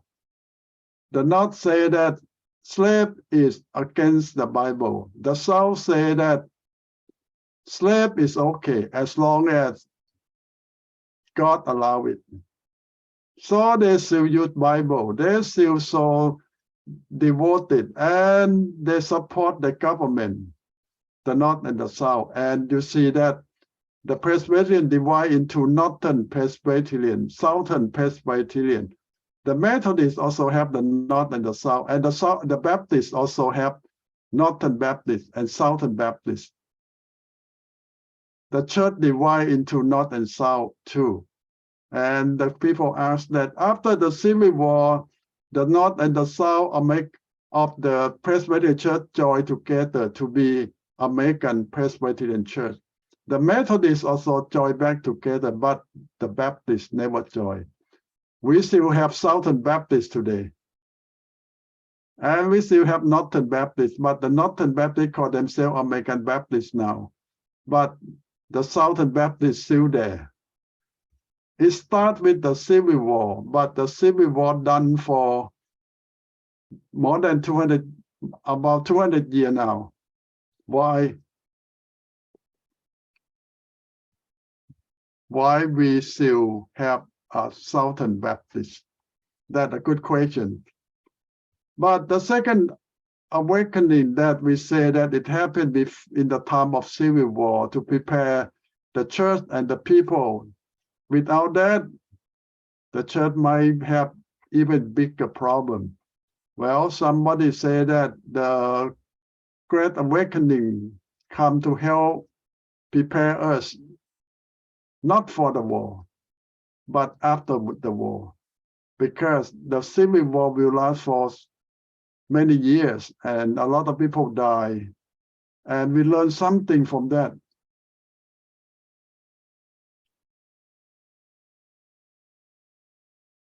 And now you see the Civil War set down a lot of things. Well, yes and no. there are a lot of changes happen during and after the Civil War. And a lot of good things happen because the church realized that we make mistake too. What kind of mistake that the church made? Well, one thing that most Christians found out that we take side with our government more than take side with God or the Bible. And the church allowed the government to use the church as a tool. And all the preacher, most of the preacher should not say it all, most of the preacher allow themselves to be used by the government. So what that mean? They say that they are the citizen first and Christian second. They just say that they are Christian first and the citizen second. Anyway, a lot of good things happened after that. So we learned to confess our sin up at the time of Civil War, and after Civil War, the church know that we make mistake, but we learn from it. And after the Civil War, Americans start sending missionary even more to all over the world, more than all European and the rest of the world combined. Most missionary come from America now, go all over the world. And after the Great Awakening, in the East, in the South, and at first we tried to reach out to the Native American and go outside America. We start go to South America, Central America, and then go to Asia and Africa. And before that, we see a lot of revival, a lot of people come back to God. And they say that the church fill up. They say that only in that time that the church don't have enough seating. People stand by at the back of the church because there's no room in church for them to worship God. Throughout history, it rarely happened that the church don't have enough room for people who want to worship. That's the time of Great Awakening, when people come back to God.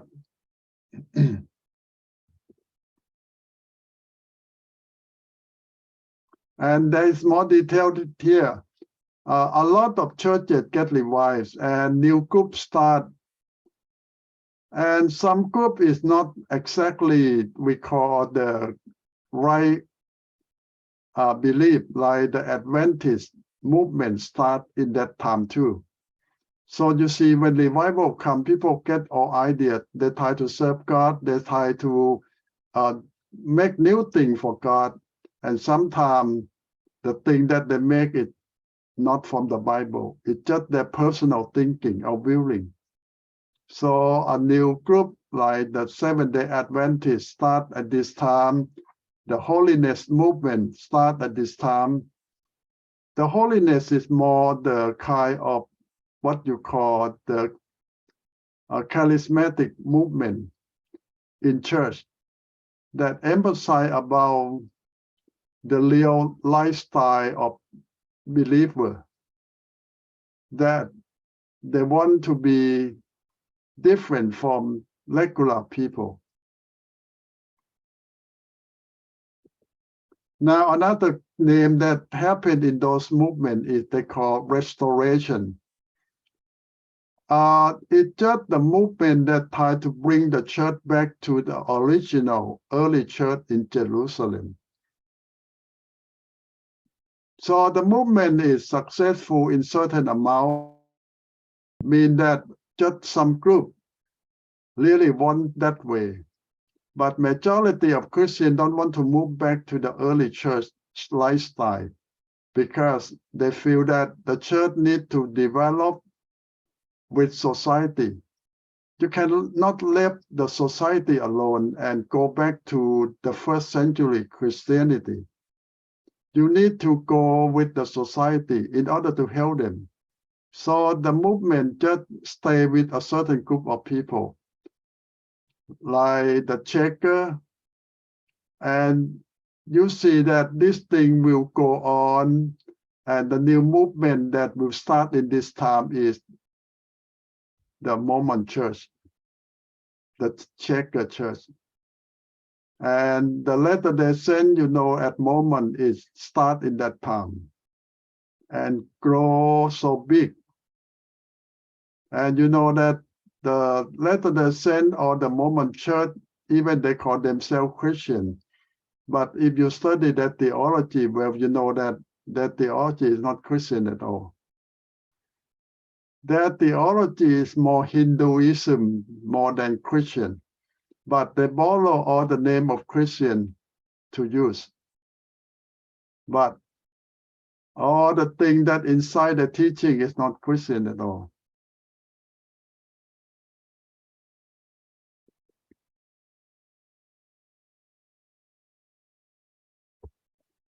Now we used to call this time of revival, we call benevolent empire. It means that the church tried to support a lot of things that the government don't do, like social work, feeding the poor, helping the homeless, and adopt the orphan by opening a lot of orphanage. So later on, we call this movement the social gospel. What that mean? It means that the church want to do social work more than evangelize people now. Why? They feel that, well, the government don't do the job, so the church supposed to do the job, taking care of the poor, the weak. Well, it's nothing bad about that, but when they go too far and they ignore the salvation of their soul, they keep feeding the need of the physical need instead of the spiritual need of the people. So now we need to do both, but a lot of time we can do just one thing. It's difficult to do both things in the same time. So the church, some church will do social gospel mainly. Some church will stick with evangelism, the spiritual need only. And it seems to be that it's good to go either way. Very few church can do both very well. You can either choose one. And a lot of Southern Baptists will choose evangelism. And why the mainline churches like the Presbyterian, the Methodist, Episcopal, the Catholic will choose social gospel, mean that social work. The church will mainly do social work now. And even until today, you will see the main difference of two groups, social work or evangelism. And this is all the byproduct of the Second Great Awakening, meaning that the revival that happened in church and that produced the church that either want to do social work or more evangelism. And the section that mainly talk about slave. We know that Americans have slaves for since the 16th, 17th century. When people moved to America, they always have slaves. But the time of Lincoln, about 150 years, 170 years ago, Americans decided to abolish slavery.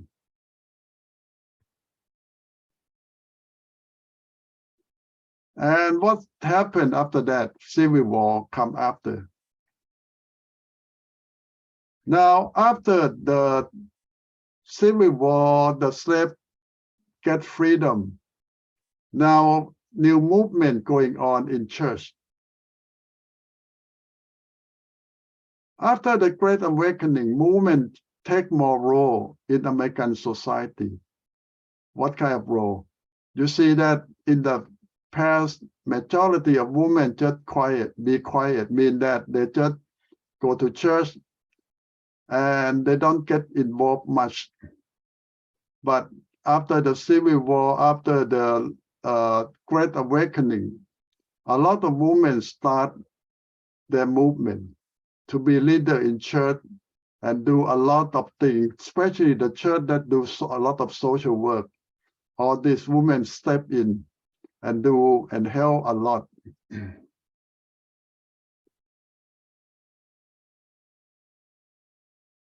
And the fact is, majority of most churches in America and all over the world are women.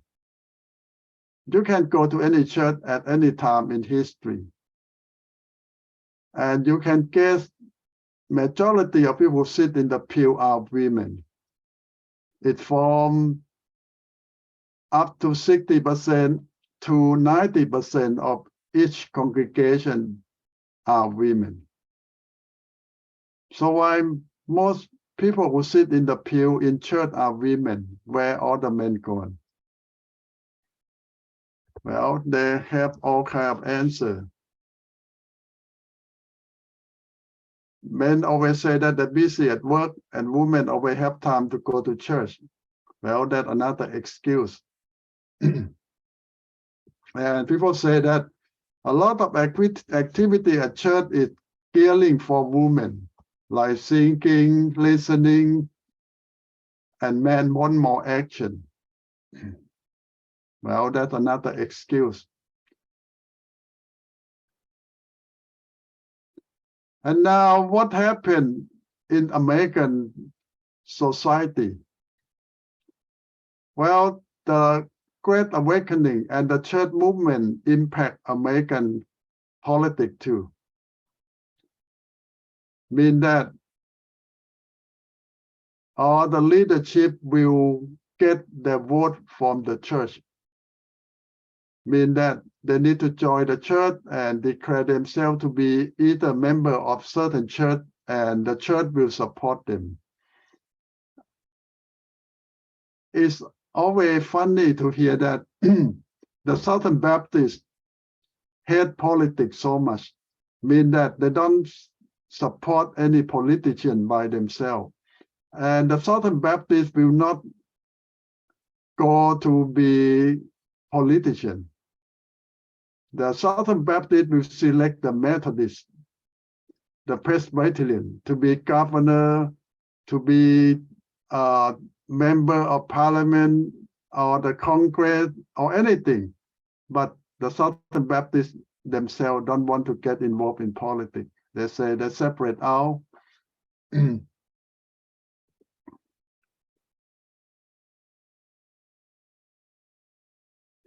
Now, the second thing that happened in this 19th and 20th century is we call liberalism. It come into the church. What that mean? The movement that say that we Christians should not be too strict. We should accept more idea from society, from science, and make use of all the law of the church. They have good intention. They say that we should welcome everyone who want to come to church and let them decide what they want to believe. And the theology of the church is supposed to be flexible with new knowledge, new technology. This they call themselves liberalism. They say we got to set the church free from all the law that useless. But I think they go too far. Mean that they allow people to do whatever people want to do. And that is wrong. The Bible have guidelines, have a standard of teaching. You cannot just do whatever you want to do and call yourself Christian. So we have a brand name for them. We call them liberalism. They allow anyone to do whatever they want, and they say that that is the intention of God to set us free. And today we know that they make more bad changes than good changes for the church. Now, another group will call themselves the conservative. mean that the group that want to keep the traditional teaching of the Bible, the theology, and don't want to let society tell church what to do, and don't allow science to change our theology. So that group call themselves conservative. And you can guess that any church will have both sides.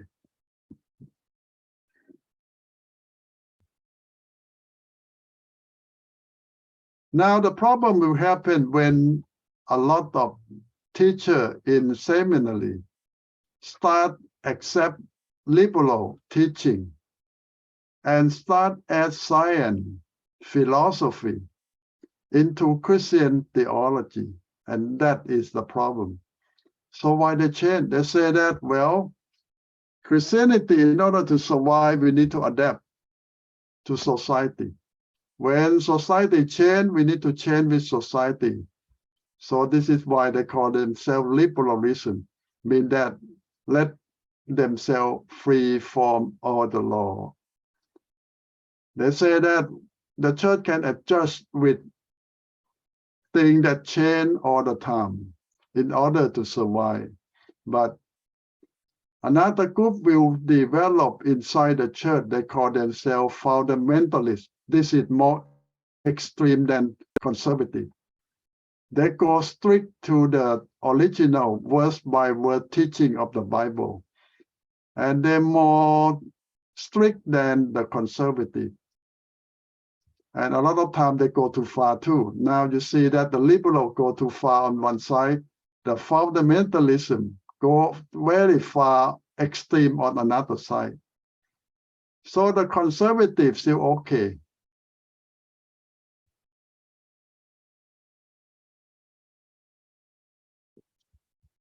And more new words will come up, new group, new movement, call themselves neo-orthodoxy. Well, it's just the name that they call themselves that they say they're strict with the traditional teaching of the Bible. We don't change with time, we don't change with society. Well, it's just the name that new group will call themselves. And neo-Wesleyanism is just the movement that from the Methodist Church that try to say that they go back to original teaching of their leader. Well, there's going to be more and more names and more leaders coming up, try to lead the church to either to the left or to the right. When we say the left, I call them the liberalism, and to the right, I call them the fundamentalism or the conservative. So the law from the 20th century church will swing back and forth. The fighting will continue throughout the 20th century. Now you see that the churches in America will divide into groups, either the conservative or the liberal group. When any church call themselves majority liberal, mean that they allow anyone to do anything in church. And that theology is flexible with society, with culture, with science, with philosophy. And any church that call themselves conservative say that they don't allow a lot of people to run the church, just a certain group of people, selected one.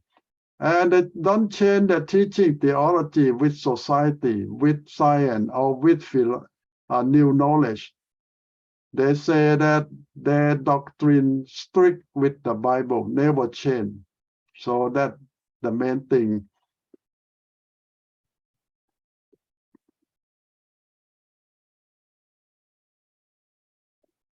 Now, a new theology happened in the 20th century. They call process theology. Well, it's just a fancy name of liberal. Because people say that liberal is not a very good word for a lot of people, so they call themselves process theology. It's somewhat like today we call processed food. It means that, well, they say that theology needs to be flexible and processed through culture and time and society. but they don't know that God never changed, and the teaching of the Bible cannot change. It have to stick with there. But this group say that in order for the church to survive and do well, we need to be flexible. We need to move with new society. So this is how human think. The church survived for thousands of years without man's help because this is the church of God, and we don't need help from man to survive. But anyway, some leaders believe that we need to change. And here's some idea about how they start and how they try to convince the church. And the 20th century, because of new knowledge in science and in technology, come to church. And people think that the church won't survive new technology, new knowledge that happen all the time. So they try to make a lot of changes inside the church. And some leader will come up with new idea. And I put all of the main idea here so you can have time to read about what they think, what they say. And a lot of people think that, oh, the idea is very good, up to date in their time. But today we found out that it's again the teaching of the Bible. They teach a lot of things based on how man think. And the thinking of man change with time, with culture, with society, with knowledge of science. And that is wrong.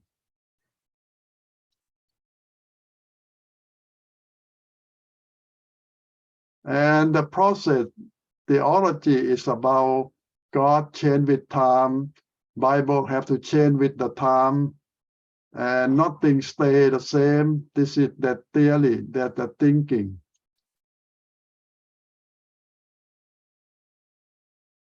I put the idea here so for you to check later on what they think, what they believe about God, about Jesus, about Trinity. It's not correct. It's almost a new religion. It's almost not Christian at all.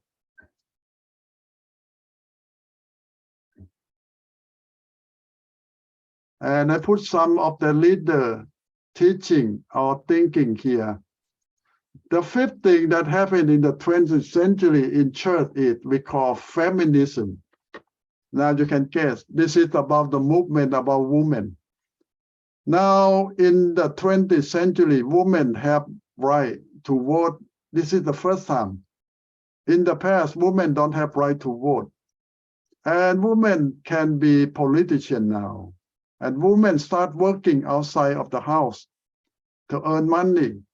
And now women want freedom. So this movement will start with some leader in church to support the right of women, the freedom for women to decide for herself. Women can do anything that she wants.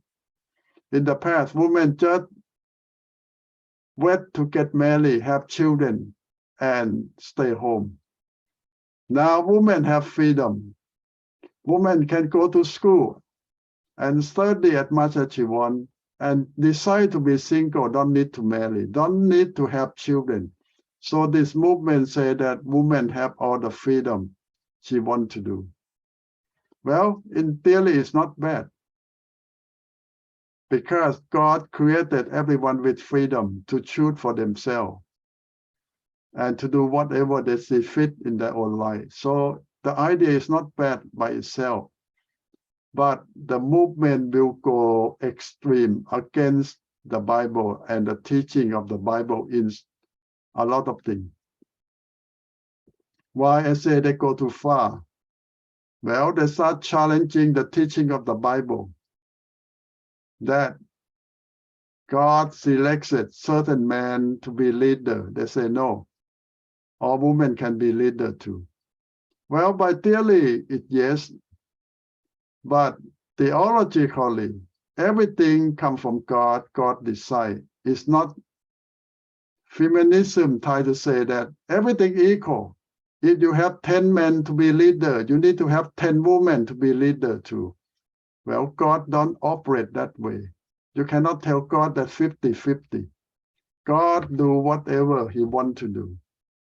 So this theory will go too far in church. But by theory, I say that it's okay because God make women with all the freedom, equality.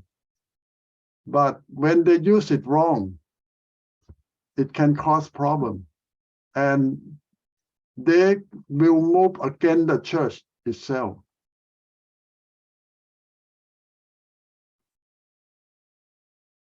So, by the way, that we support women to do whatever God allowed them to do and what God going to use them, that biblical.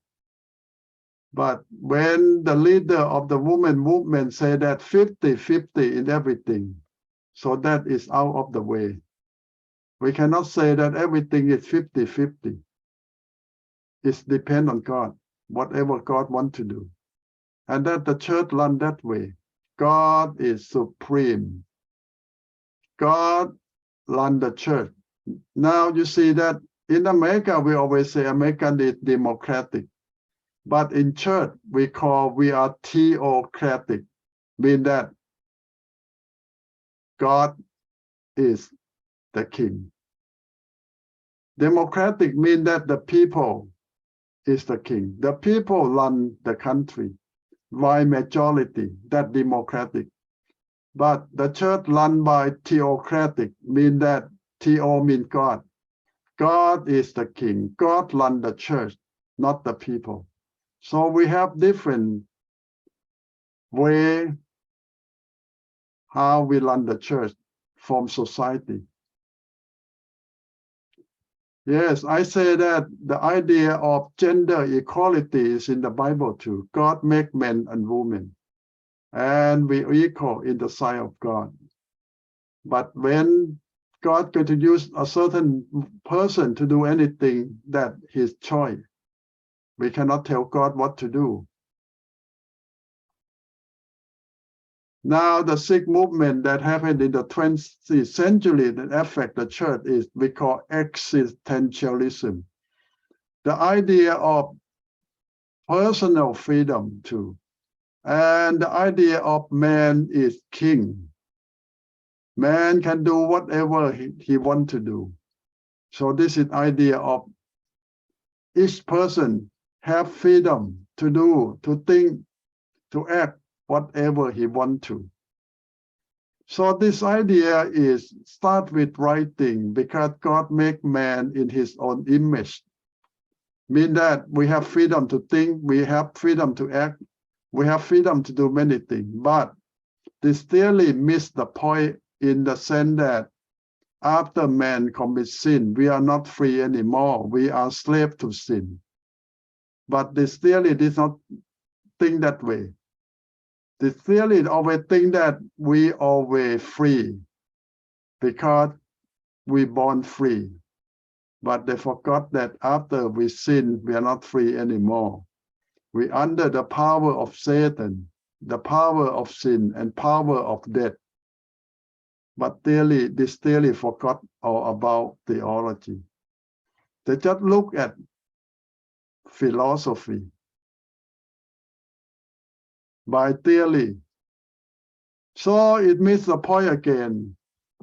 They always think that every man born free and live free their whole life to do whatever they want. And that's not true. But this theory is so popular in the 20th century. And a lot of people love it, say that I do whatever I want to do. But in reality, it's not true. Now, another number 6, the big impact that come into the church we call liberation theology. What about it?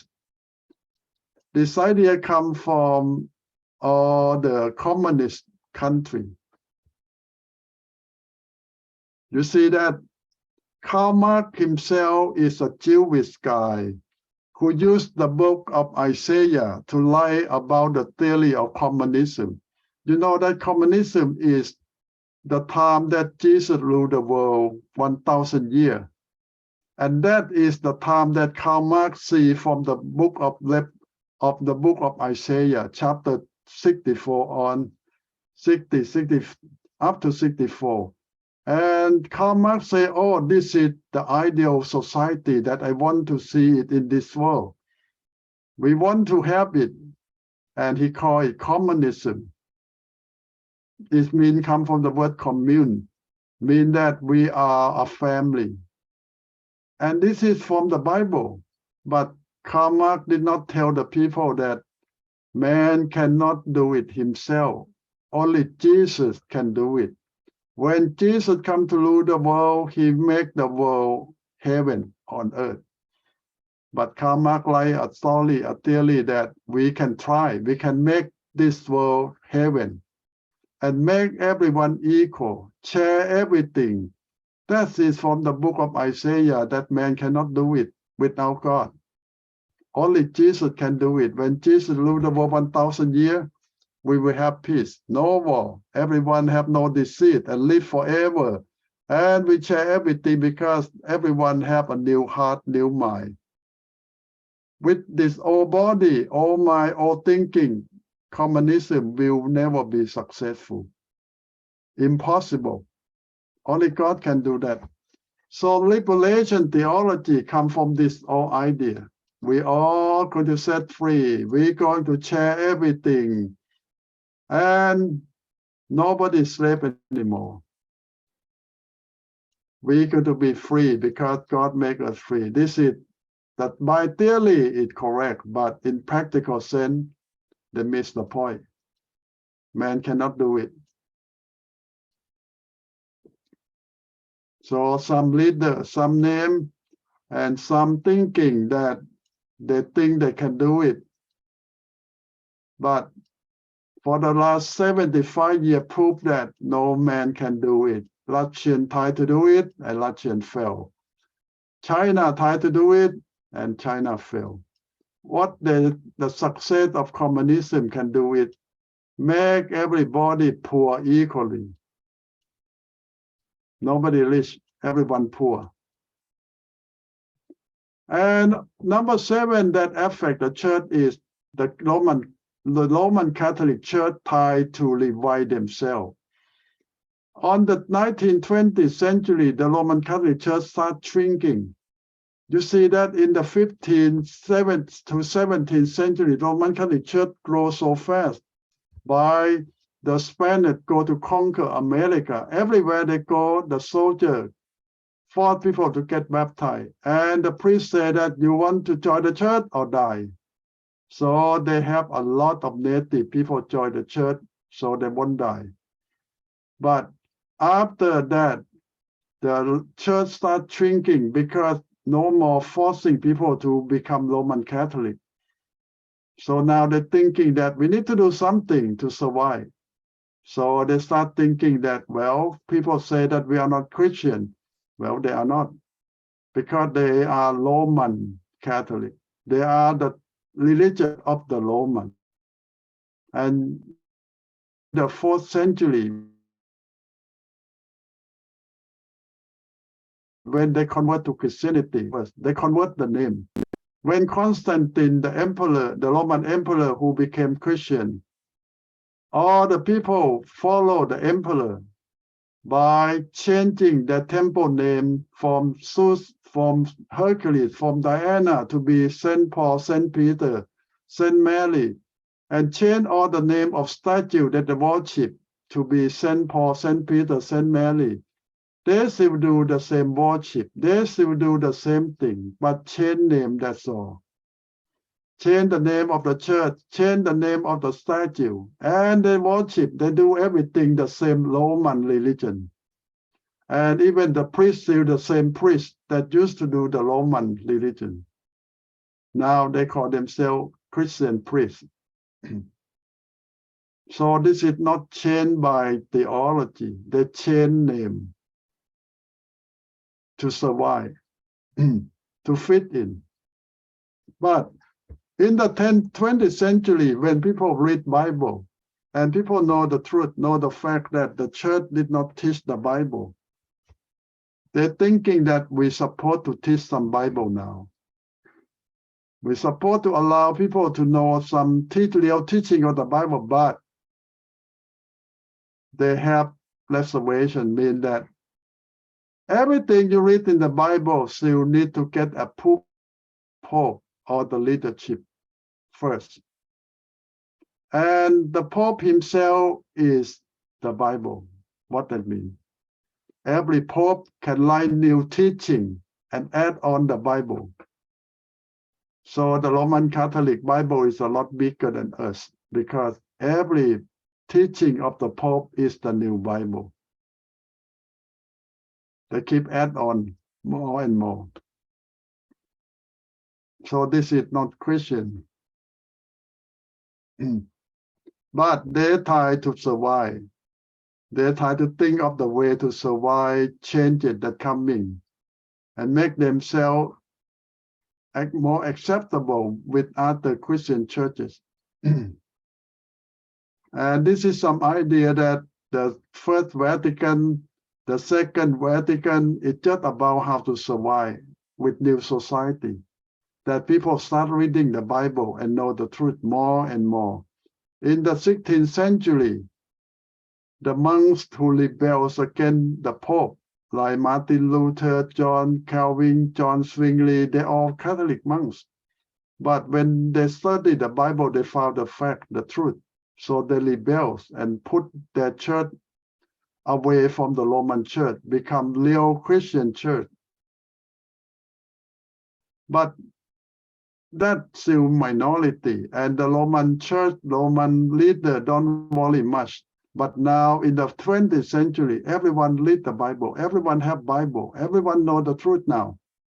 So they do everything to survive. The First Vatican, now the Second Vatican. It's just how to survive new society and how to adjust themselves. And this is all about the meeting, how to adjust themselves. Well, with some success. The Second Vatican come out that now all the Roman Catholic Church all over the world will synchronize with local religion. What that means? Mean that the Catholic Church, the Catholic priest can join with Buddhists if they are in Thailand or in Laos in Asia. They can join with all the ancestor worship or with all the native people worship when they are in South America and Africa. Now they not just try to survive among Christians, they try to survive with any religion in the world. So they call synchronism, mean that if the local worship anything, just accept it into the Roman Catholic Church. So the people will come to the church and do the same old thing, it's okay. So now this is the main thing about the Second Vatican Conference. And now it's even worse. It's not about Christianity now that they try to synchronize. The Roman Church try to synchronize with any religion of any country. And this is really something new.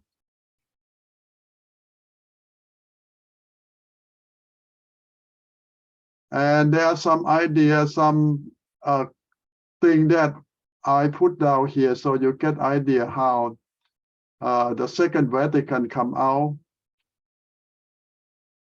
And it's not long ago, it's around 60 years ago, or when all this idea come out, how to synchronize the Roman teaching with all the native religion of any country to adapt, to survive, and to bring those native people into the Roman Church.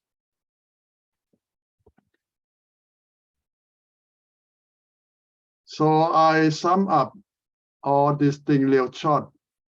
So you can see that this is the modern day church until the 20th century. The Protestant church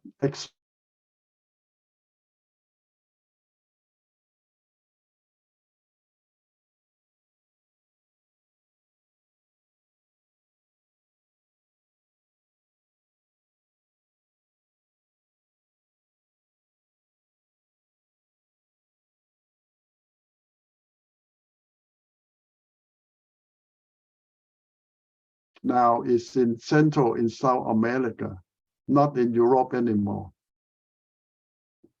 And about half of Christianity in the world are Protestant. All kind of name that you can name Protestants.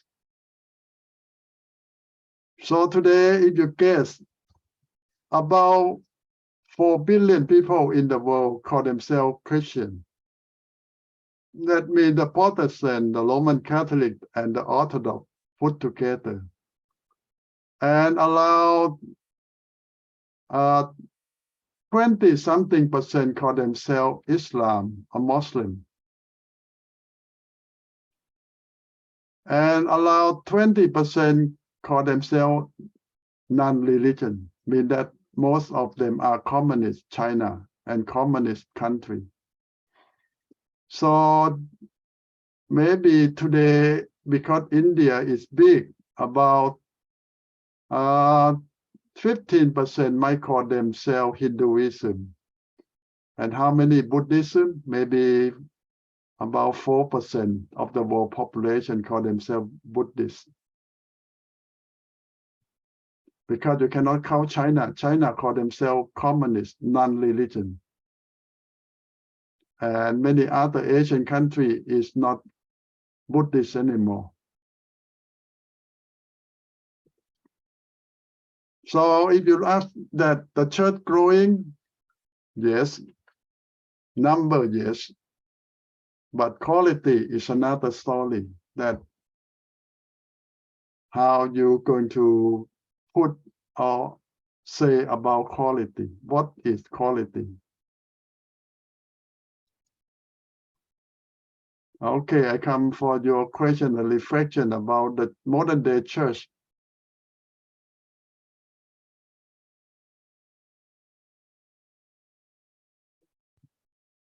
For 2,000 years, the church have survived and grow. And Then went you say through a that lot. they take side. The church that takes side with the government, does that mean that we shouldn't be taking side? Well, it's difficult to say how much should we take side with the government. Because we, as a good citizen, the book of Romans from Paul say that we need to obey the government. We need to do our duty as citizens. When I say take side, mean that the leader stand by the politician, support their ideas, their thinking.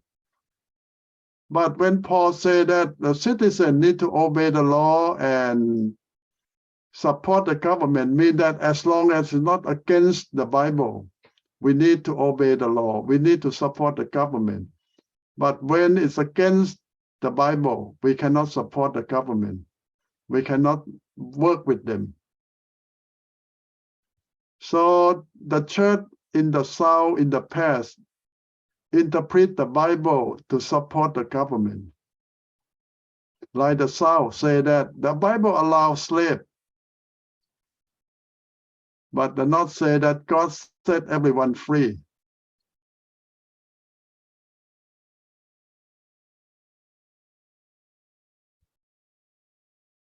Well, both quote the Bible, but in different contexts.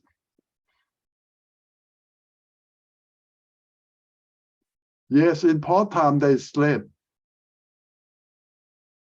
So Achan is Abraham Lincoln is Christian. Oh yes, he quote a lot of Bible. So based on what his story, but he tried to free the slave. To me, I read it. He had over how many hundred slaves in his himself. He got a slave too. No, because Lincoln lived in the North don't have slave. I see that somehow, John, I will prove it. Maybe the other day. I see that the American history, talk about the Abraham Lincoln. He tried to free the slave, but he had the slave. He had the slave too. Well, when he was young, might be yes, because at that time, Lincoln changed a lot after his second try to run for the presidency. So yes, might be when he was young, but later on, people changed his mind, and he against slavery. Okay.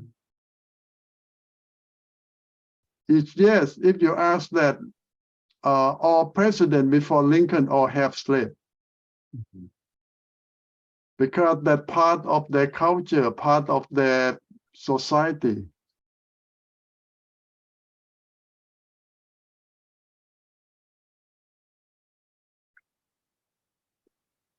You know that today there's still slave all over the world.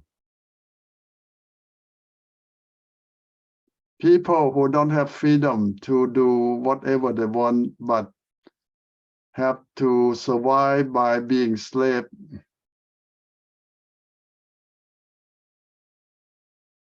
John, even though here we can see that, for example, the people who have no document, this is a slave. They work in the restaurant, this and that, they control thing, pay less than a minimum wage. I think that is a slave. Yeah, United Nations say that there's some even worse than that, like women who were sold as sex worker, or a lot of people who work that you say that in the restaurant industry or in factory that don't get minimum pay, don't have freedom to go anywhere because they're not legally live here.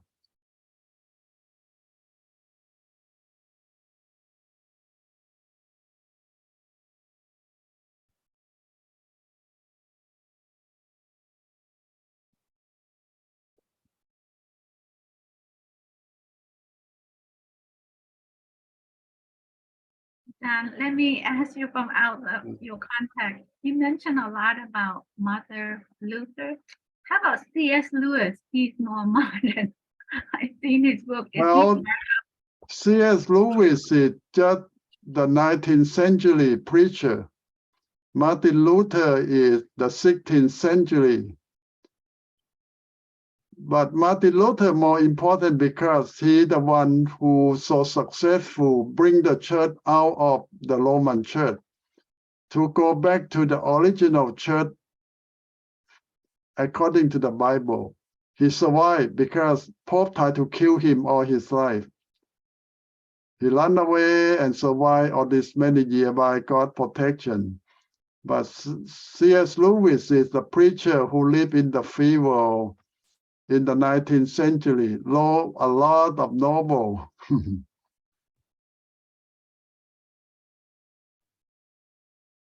John, so about the USA Black Martin Luther King, that is he copied about 16th century that Martin Luther, or Yes. the gods call him, or what? No, his family name is King, but his father named him Martin Luther to copy the famous preacher. That's why I was thinking that also. Yeah. That's why, and probably that is also God called him to, and this guy. Well, I believe so, that because they have done a great thing.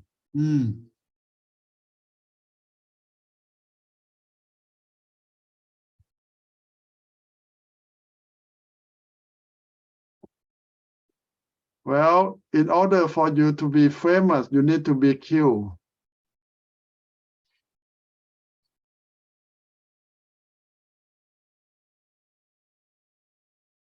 No, Ajahn, if for God, yes. If I want to be a famous by the human, no, not that such thing.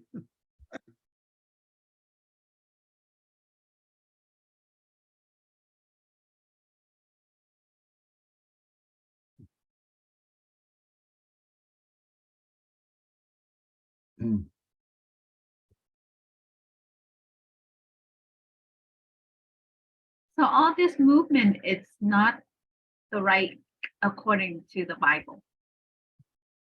Yeah, most of them come from human thinking or human movement that try to put man thinking into the Bible. Well, they quote some Bible, but mainly it comes from their own thinking.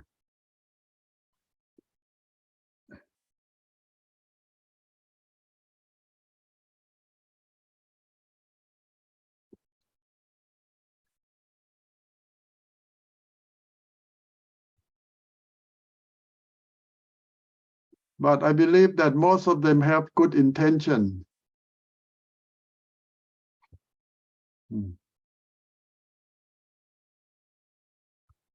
But a lot of time, good intention can go bad when you don't have a right foundation.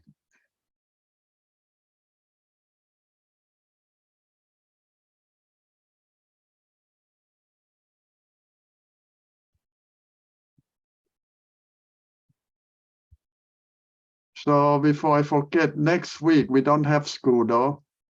It's the Thanksgiving weekend, so you can have a week off to have turkey as much as you want. But I don't think in Thailand people eat turkey. You eat? Well, even in America, I don't like turkey.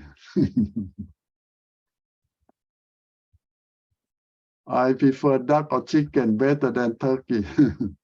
Ajahn, we do that too. When the kid they don't like the eat turkey, and they said, "Mom, Dad, you bake the chicken instead of turkey." They might. They from San Diego, maybe we can do the chicken that better than that turkey, so cannot chew it. Not tender. Yeah, this year I will leave for Oregon on Monday. Oh, Ajahn go Oregon? Yeah, on Monday. So Ajahn go to the Champachan, right? Go meet him over there or what? Well, I have a long list what I have to do. I'm going to ordain 2 students and license 1 student. Okay. Go to house delegation, go to funeral, and go to church delegation, Wow. and go to prison retreat. It's almost every day something. Ajahn, that way you don't have enjoyed the Turkey Day. It's on Monday, right? I remember John's birthday too, right? Yeah, November Achahn's 16, right? birthday is November 16. Yes. Yeah, I still remember. John. It's November 16 already passed, Ajahn. Yeah. Yes, I know. Birthday, a late birthday. This is 19. Thank you. Happy Yeah. birthday, John. Nan brother treat me a big dinner. Oh, okay.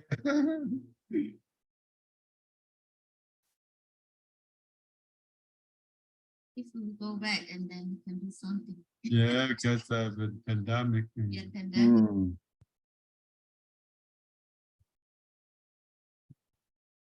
Okay, you have any more question or comment for tonight?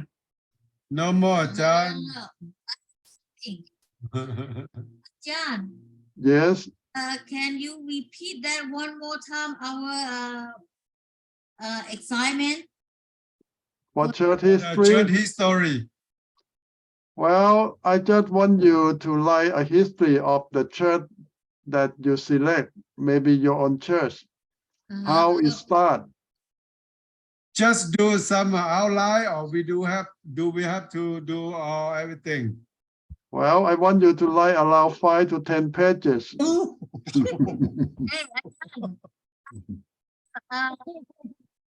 us that outline of the church.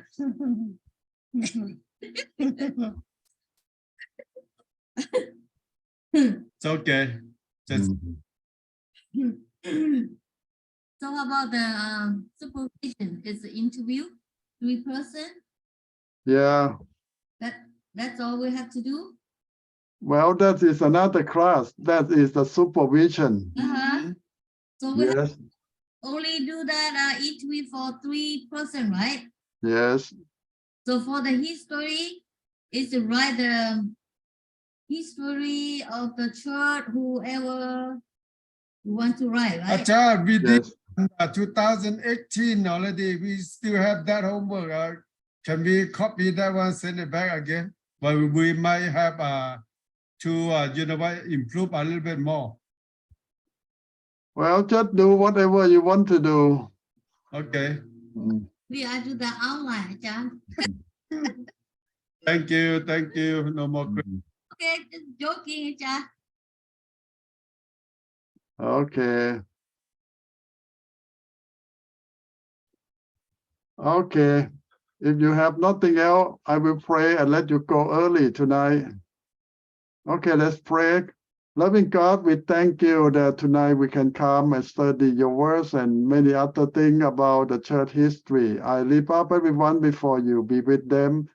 Bless them especially for this Thanksgiving time that coming, that they will spend time with their family, their loved one.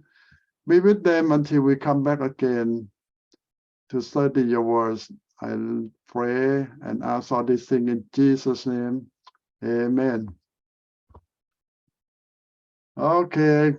God bless you all. Everybody, God bless all, and have a good, wonderful holiday. Happy Thanksgiving. In Thailand Bye-bye. too. Bye-bye. Thanksgiving. Bye. Bye.